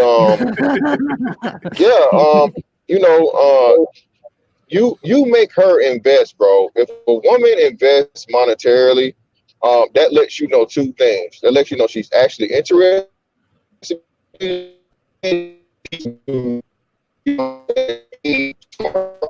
Last thing you want, especially at this stage in the game, bro, is a bum bitch. Bro, we ain't got time for this. If a bitch can't give you nothing, bro, she can't even buy you, of equal or greater value, not equal or lesser, or equal or greater. And then, like I said, humor. That's why people don't understand the importance of like humor and tongue in cheek of saying stuff in jest, right? I let a chick know, like off top, like, yo, if I'm spending over $100 like on a plate or like, $150 combined, like on the meal, if I'm spending $150 check, that check come with a penis pen. If you know what I'm saying. You signing that thing in some white ink. All right. That's most definitely. And you say it with a joke, but at the same time, let her know. So, hey, you sure you want to go here? Because I already told you what it was, right? I let you know. So, if we hitting up Fogo the Child, we hitting up Ruth Chris, or we going, whatever place it may be, what's coming with that, right? What's for dessert. You know what I'm saying? This chocolate covered banana type shit going on, all right? You know what I mean? With the cream filling. So it's a lot of ways to approach this stuff, man. But like you said, the most important thing at this point in time, bro, if you getting finessed, it's on you, right? You should not be going there. You don't ever get the okie doke once is one, like, cool. And all y'all know, like I said, especially she fine and 8 9s of dimes and all that stuff, you gonna roll the dice. You might pay the price. But I'm telling you, bro, you put the rule out there, like, hey, the next date or whatever it is, whatever we do, hey, it's on you. And if she's not with it, when they let you know she's not really interested in you, or she a bum bitch a bum chick just trying to get over. So it's ways to protect yourself out here, man. Be mindful of your wallet, and again, man, you got to get that peace leave on contract, man. That's all you got to do. You let her know the parameters, bro. And once you do certain things, that just lets you know that you're pretty much guaranteed to be in there, man. So this is my little piece. Right on. Hey, Bernard, you got to highlight something, brother. Hold on real quick. Info, man, why you always do that to me? Come on when I'm trying to get off the air, and then you make me go another hour, man.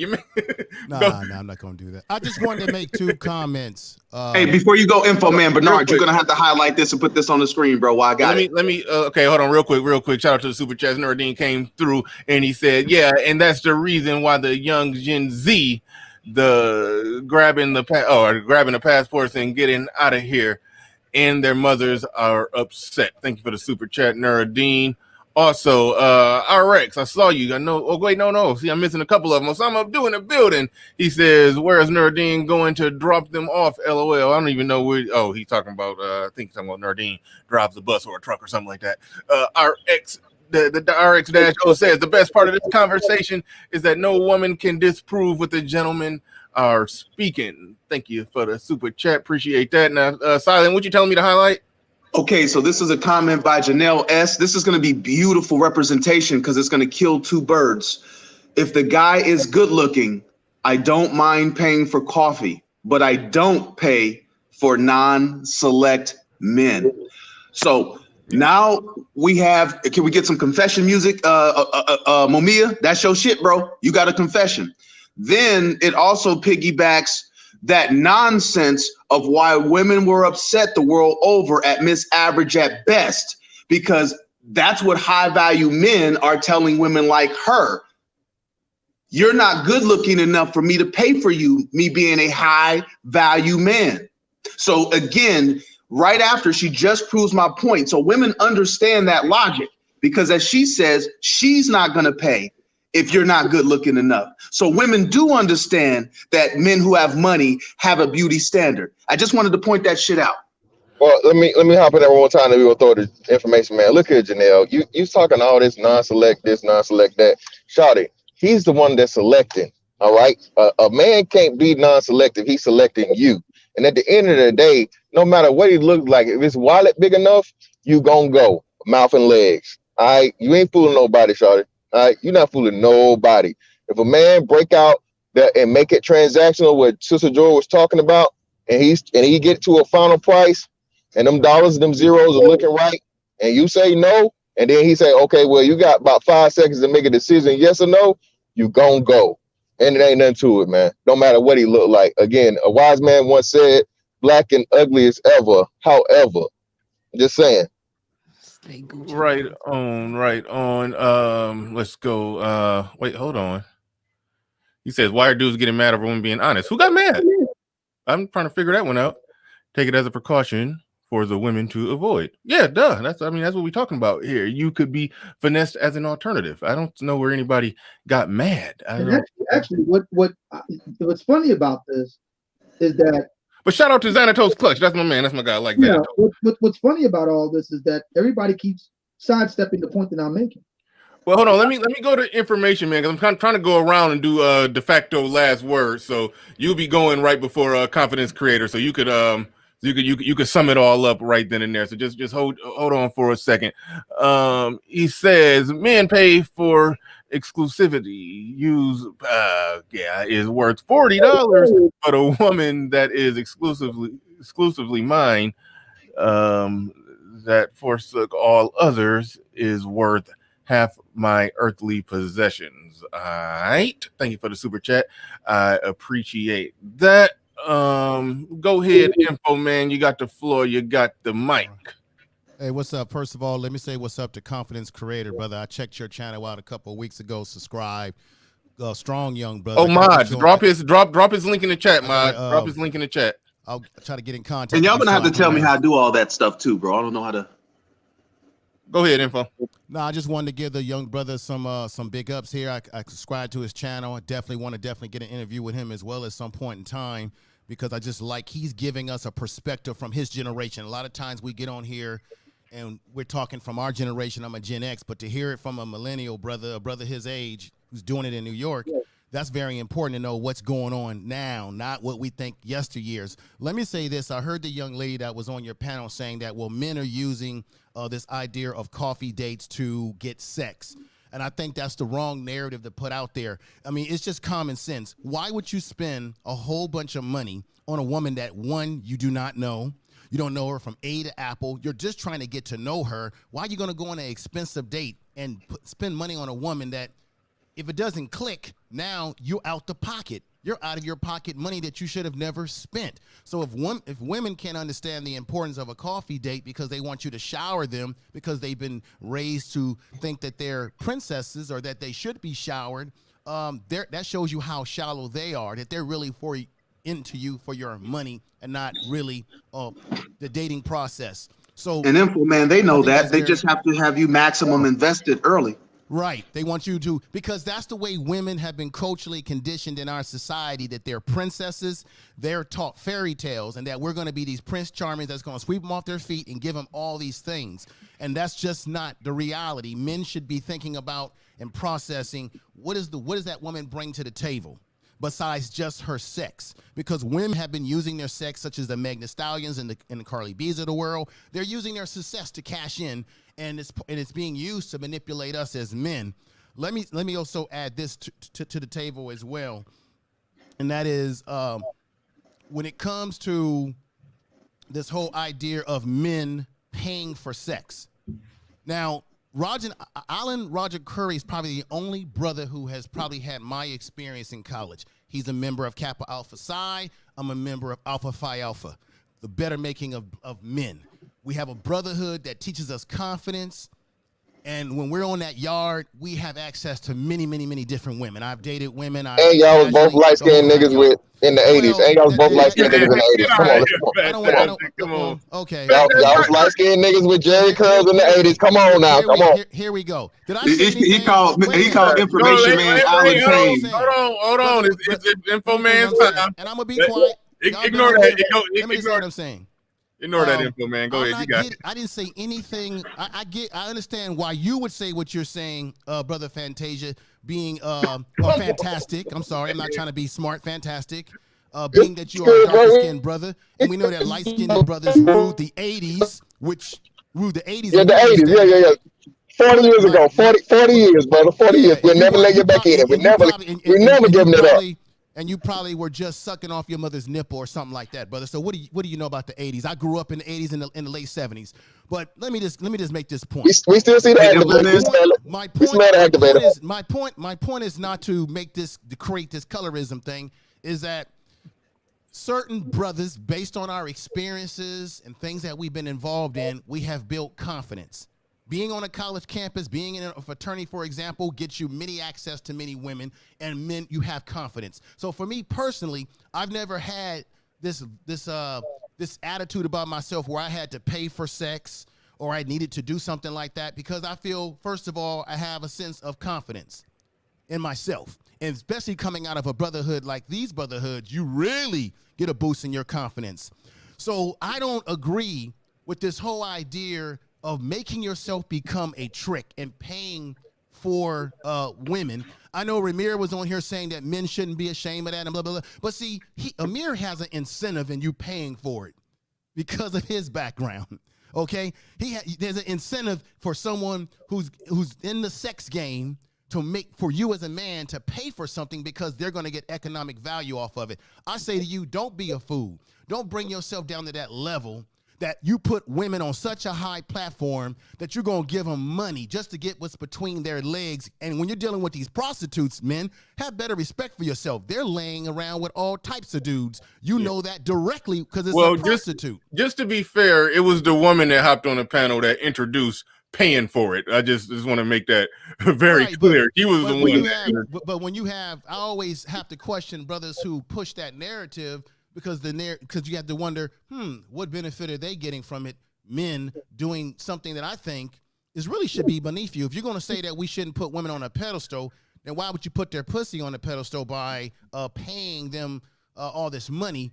Because either you can't get women the old-fashioned way, you don't have game, you don't have confidence in yourself.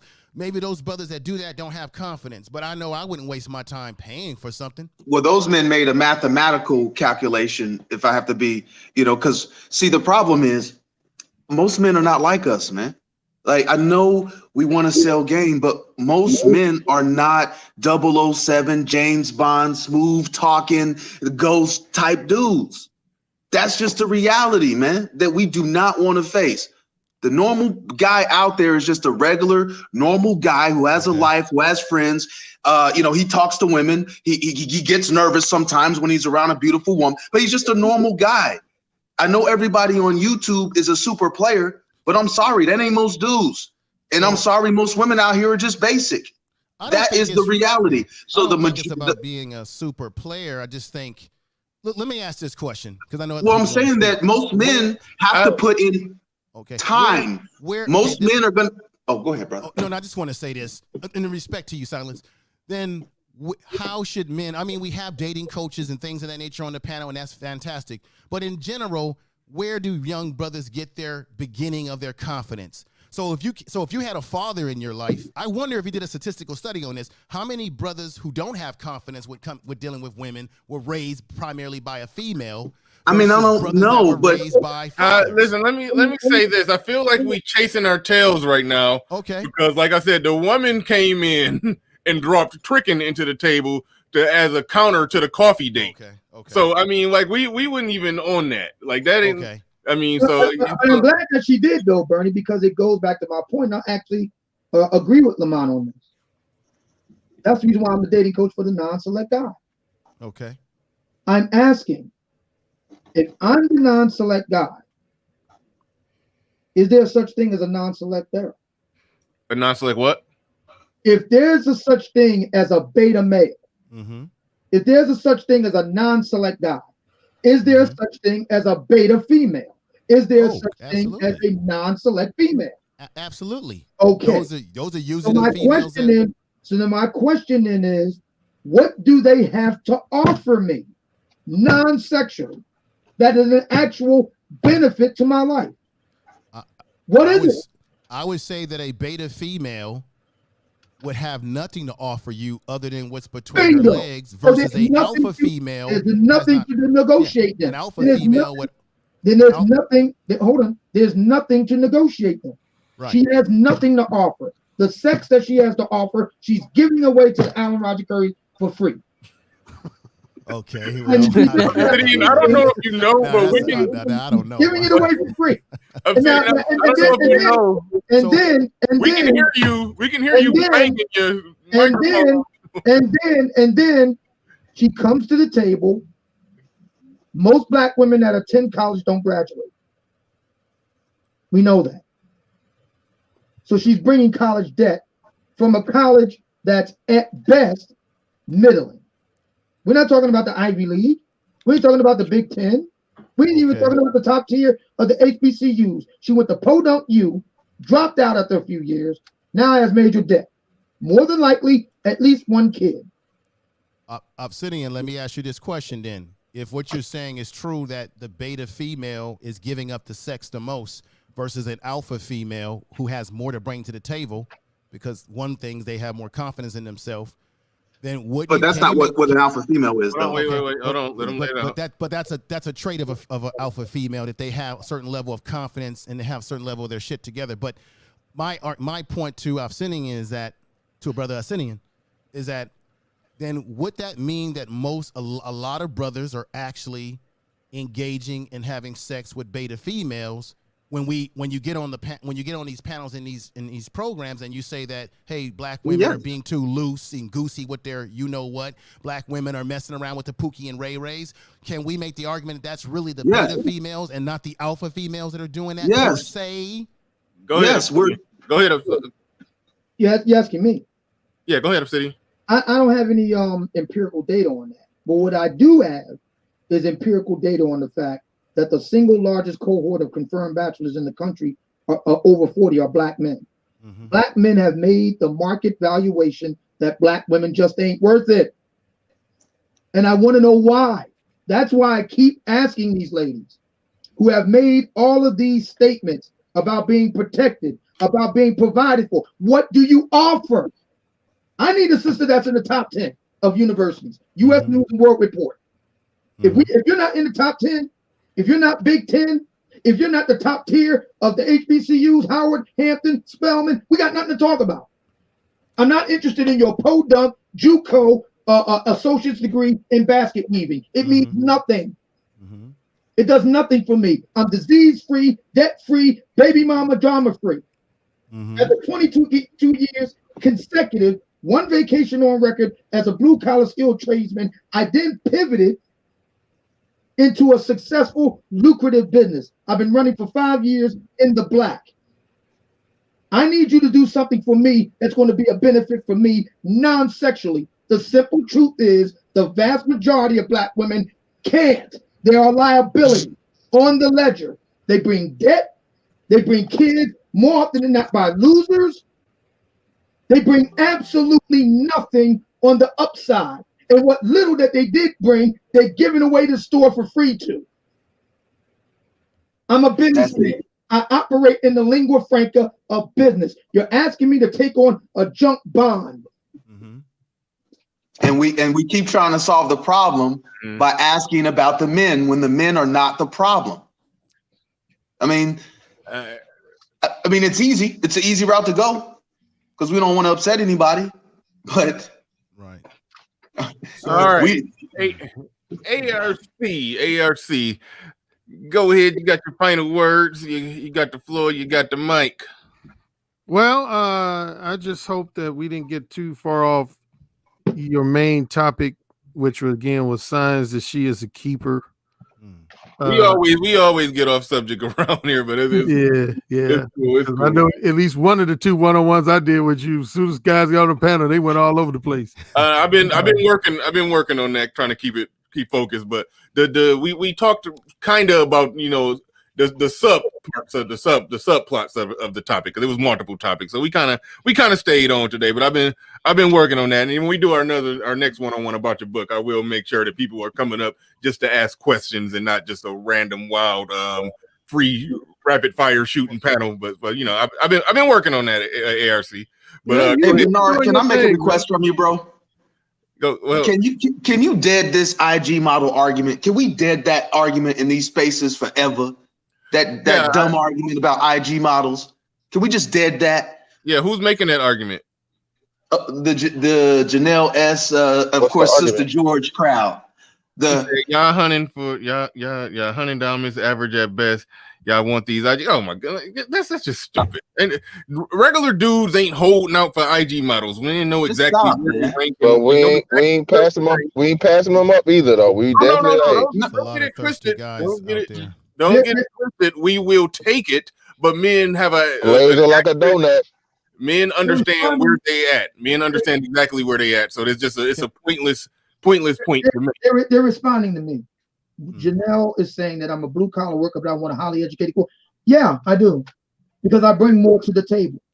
For example, I know for a fact, since I'm not. Well, hold on, real quick, Obsidian. This is my problem. What happens? Hold on, real quick. This is my problem. What happens when Obsidian will say something that's personal to him? Y'all will respond to Obsidian with the word y'all. Men. Y'all didn't say a goddamn thing. That was Obsidian put it directly to him. So I'm gonna go back to ARC so we can wrap up his point. And Obsidian, you can respond directly to them about what they're responding to directly to you. But please stop putting y'all on Obsidian's words. Yeah, everybody does that, and it gets kind of annoying, But go ahead, ARC. Yeah, here's my oversimplified assessment that I've maintained for a while. It's pretty much on my main website. If you meet a woman that you have great sexual chemistry with, but you have less than average to almost non-existent non-sexual chemistry, that's a fuck buddy.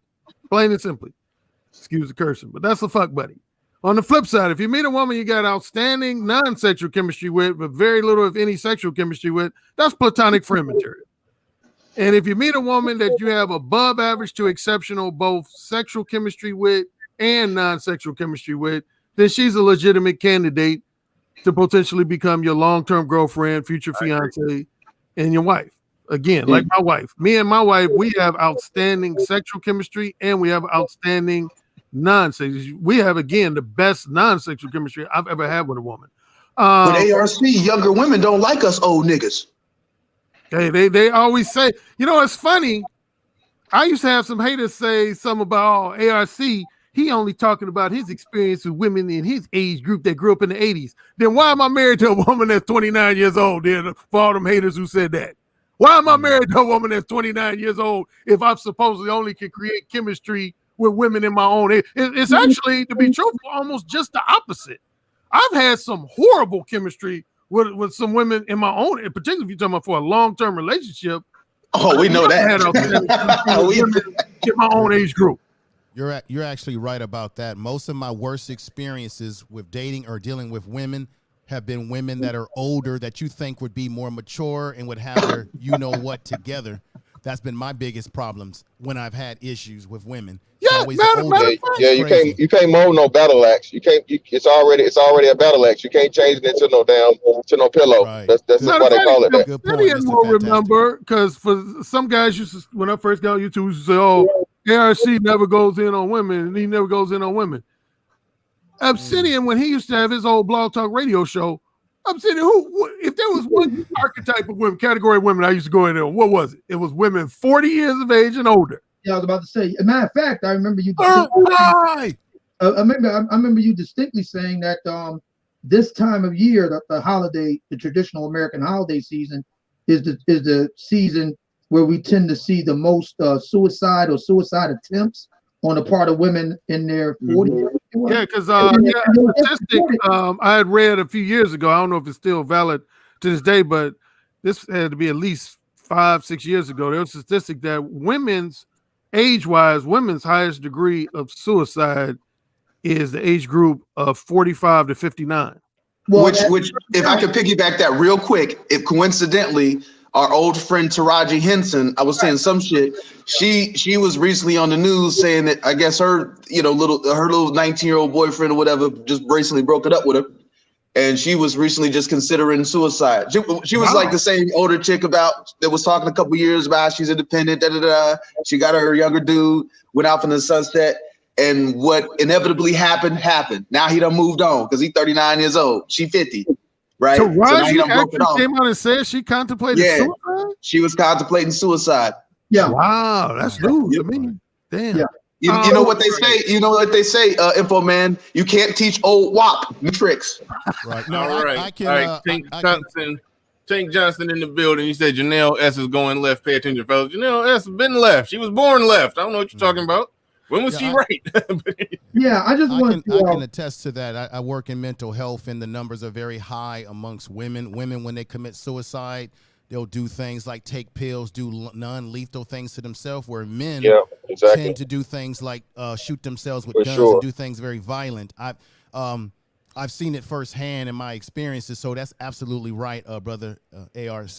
Yeah. All right. Obsidian, go ahead. You had a point you was trying to make earlier. Go ahead and get to that point, and then we're gonna go to Doe, Mr. Confidence Creator, for his final words. We've been doing final words for like the last hour. I knew it was gonna happen. But go ahead, Obsidian. You know, Negroes leave for 20 minutes. Yeah. So Danielle and Janelle in the chat room reacted as many women often do when someone like me brings up the points that I made. The conventional argument is that because I'm a blue collar guy, I should seek somebody on my own level, but the women on my level don't offer anything. They're liabilities. They don't bring anything on the asset level of the ledger. I want somebody that's going to be an asset, not a liability. If we're going to take sex off the table, what do you offer that enhances my situation? I am a successful businessman. Before that, I had a successful 22-year career right out of high school as a skilled blue-collar tradesman. I'm debt-free, disease-free, baby mama drama-free. No woman has to work when she's with me. None. She don't have to hit a lick. So what do they offer me? I get that they have their sexual attractions. That's fine. I ain't here to judge them for that. But they have to offer something for me. And the simple truth is, a lot of black women don't offer much. I know that's harsh to say. And right now, as we all know, one sister has gotten a lot of black women very mad because the simple truth is she doesn't offer much for what she wants. The conceit is that the non-select guys are just to accept anything because anything beats a blank. But the empirical data says something else. And I find that not many black people, and especially not many black women, Kevin bears this out all this year, very few black women, including those that are college educated, understand math very well. See, there's one thing I understand, it's math. I understand it very well. And I understand business principles. A lot of black women don't offer much in the mating market other than sex, which is what they usually tend to give away the store to for free to a small group of black men, which further pulls down what the one thing that they do have to offer. And that's the reason why a lot of guys are pretty much just coughing up $40 and calling it a day. Okay. This is all econ 101. It's all economics, man. I can see a woman's market value right off the. I didn't even say anything about sex. I said market value. Market. I wanted to ask if I could, confidence creator. Yeah. Since this is his program today, what would you, brother, constitute as a woman that would be of high value, that would fit the bar that brothers are looking for in terms of that either alpha female or a woman who actually brings more to the table than just what's between her legs, to the opposite of what Obsidian has just said, because he spelled it out perfectly. But the women that we do covet, what is your definition of how that would look? And before you answer that real quick, Captain Sicko in the building, he says older women teach younger women not to date older men. Thank you for the super chat. Appreciate that. And make sure y'all go sub to the young brother. Well, he ain't that young. He over 30. They ain't that young, but sub to the brother. Sub to the brother. Go ahead. You got it. I believe personally, my personal view of a high value woman is just like Obsidian said, someone I can add to my life. Like someone that not only has the looks, which we talked about, has the personality, is someone that I can keep around, but also somebody that I can bring in, like he talked about when we taking a woman to the Met Gala, and she can actually hold a conversation, an educated conversation with other females. Someone that can also, that doesn't mind helping with a business and giving you and helping you out in different aspects of what you need. Someone that's just there to not only support you, but push you.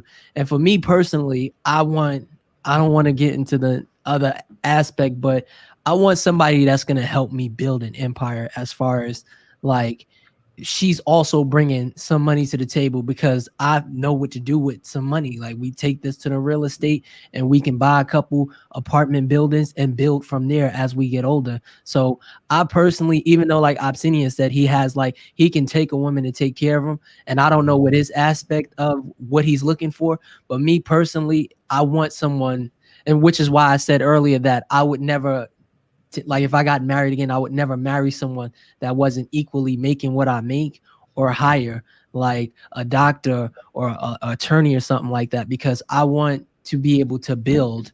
And then I also don't want to get stuck paying half if things don't work out as well. So, So you don't want to be in a position. I'm gonna quote what was that? It's the football player. My man, he made a statement on a program saying that he's not looking to sponsor a woman, he's looking to build. And maybe men need to have more of that mindset, that we need to stop sponsoring women and look for women that we don't need to sponsor, that we can actually build something with. Absolutely. That's exactly what I'm saying. Like, I feel like because there are some men out there that, you see an attractive woman and you just like, that's all they're looking for. But for me personally, I want a little bit more than the looks, because when it comes to looks is only like, that's something like, oh yeah, she looks good on my arm. But at the same time, like, I can go out tomorrow and pull 2-3 girls and get it in. Like, I don't need a woman for sex or any of that stuff. Now, confidence creator, what ends up happening when you say right there, which some women hear is, yeah, he looking for a woman that's grinding and got the money like him that he could build with. Now, what ends up happening is basic Bertha show up with her degree and her good job and her money, thinking, hey, this is supposed to get me in the building. That's what they was arguing for with Average at Best, saying that you could be average, below average, you making 6 figures and run your own business. This successful 6-figure guy should view you as equal partner, even though his money elevates him on the dating market in a way that her money typically don't elevate her. That's where that's where the rub comes in with that whole thought process. May I piggyback that? Well, go ahead, Doe. Let me hear what Doe got to. Oh no, I completely understand that, but it is what it is. I feel like I'm looking like I wouldn't date Miss Average at Best. Like, she's and I tried to explain this to my wife as well. Like, she just doesn't do it for me. Like, I would have never got to a point to talk to her in the first place and find out that she had the businesses and all of that stuff, because I don't talk to women I'm not attracted to. Like, I don't think I could, like, just period, like, sexually, she wouldn't do it for me. She doesn't fit in any category, not even at 2 to 5 a.m. So that, like, and I'm trying to be as polite as possible, just kind of like Kevin was trying to be on what he was saying. But like, I have to, like, the first thing that has to happen is I have to physically be attracted to you, which I was trying to explain to Sister Georgia. I got to be attracted to you, and then which will bring us to this coffee date, and then I need to figure out what category I'm going to put you in. Are you just going to be a one night thing? Are you going to be someone that, gets put in a rotation? Are you going to be somebody that, maybe I can talk to and see where this goes out to, like, turns into? So that's kind of where I come from with it. And like the bar, I feel like personally, I have a lot to offer, especially if I was single and at my age and for what I'm doing. So I feel like I qualify for that, for all of those categories. And the only thing about that Miss Average at best is if we subtracted her kids, we subtracted the fact that she wasn't really that attractive. If she was somebody that, like, if we added certain things and we took out certain things, we could make her a 10. But the fact of the matter is, she brought all of this baggage with her. And like, now it kind of is what it is. Like, I feel like if I went out to the dating market right now, there might be some women that might say, I don't want to date this guy, he has kids. Like, and it is what it is. Like, I have to accept that. Like, I can't turn around and be like, oh no, she should change her standards. No, that's her standards. It is what it is. So for me, that's pretty much, like, that's my standard. Like, I'm not dating a single mother, regardless of if I have kids. You know why? Because I don't have to. I get hit on all the time when I go to work. So it's like it's not a thing for me to worry about, like, not having the value to be able to attract different women. And then I also spoke about it in the video that it's a cheat code, the fact that I get to talk to whoever I want to. So if Beyonce walked in the room and she wasn't with Jay-Z, best believe I'd try to holler at her. Like, that's just, it is what it is. So if I can talk to all of these attractive women and say you call me a 6, if I can talk to 100 10s and I know I'll probably be able to get 1 or 2, I like I said before, I'm counting the wins. I'm not counting the losses. So I got 2 10s. But as a female has to wait and sit. Like, they might say they'll throw a choosing signals, but if I don't want to talk to you, you're not coming up to me and making those approaches. So you have to wait for the guys that approach you. And like Kevin said, the men that you want aren't approaching you. So that was where the whole disconnect I felt like was coming in when it came to that whole average at best. So if I can piggyback it. Okay, go ahead, Silent. It would be equivalent. Oh, go ahead. It would be equivalent to, we've all seen the movie Shrek, right? Mm-hmm. And remember, I can't remember what other animal it was, right? But remember, the little animal was a little sheep, right? And then the army was coming through, slaughter and everything. And then the sheep put on this really cute little smile, this little cute grin. And then they were like, oh, we can't kill it, right? So then later on in the movie, Shrek and the donkey are going to the palace, to get Farquaad, right? And as the soldiers got them cornered, they got donkey trapped in the corner. And the donkey tries to smile and puts on their little donkey smile. And then they pause for a second and they say, kill it. something like that, right? So, I'm sorry, Miss Average at best just can't pull that off. I mean, the problem is, we live in a world where we're afraid to upset women, and so we just can't be honest. And the truth is, she just ain't it, man. I'm sorry. 50,000, 100,000, $1 million. You just not that girl. I'm sorry. I mean, like old man says, man, we have no problem telling men, look, you just not that dude. You never gonna get Halle Berry in the Flintstones. I don't care how much self-improvement you do. That is not in your cards, and that is okay. And men are rational and logical and understand that. See, what she thinks is that there is something she can do to elevate herself, instead of us just being honest and saying, there ain't nothing you can do. It's over. You're not attractive. Your situation is not conducive to a dude like my man Confidence, who can get multiple women, man. But instead, because we're all afraid, we can't be that honest. So we always have to leave that caveat of maybe there's a chance. See, nobody has a problem telling men you're never going to get her. Hang it up. She's never going to get a high value man. That's not going to happen. We all need to be honest with the universe about that. She is facially challenged. She's life challenged. The dude that can get her can get much better than her, period. At best, what you're going to get is some dude looking for clout who might, for some popularity, so people can talk about on the internet, hey, she found a guy, but it will not last, because at the end of the day, she is still there. At the end of the day, once you get off the internet, you got to deal with that woman's real life, and you got to walk around with her every day. So after all the rhetoric and after all the opinions, don't nobody want to deal with that, man. I think we've been raised. I just want to say real quick. I want to say, Silent, for a 40-year-old man with no kids, your knowledge of DreamWorks, Disney, and Pixar films is amazing. I just want to say that. Hey man, I'm also giving you guys, the speech about the Freedmen's World Savings Bank. I'm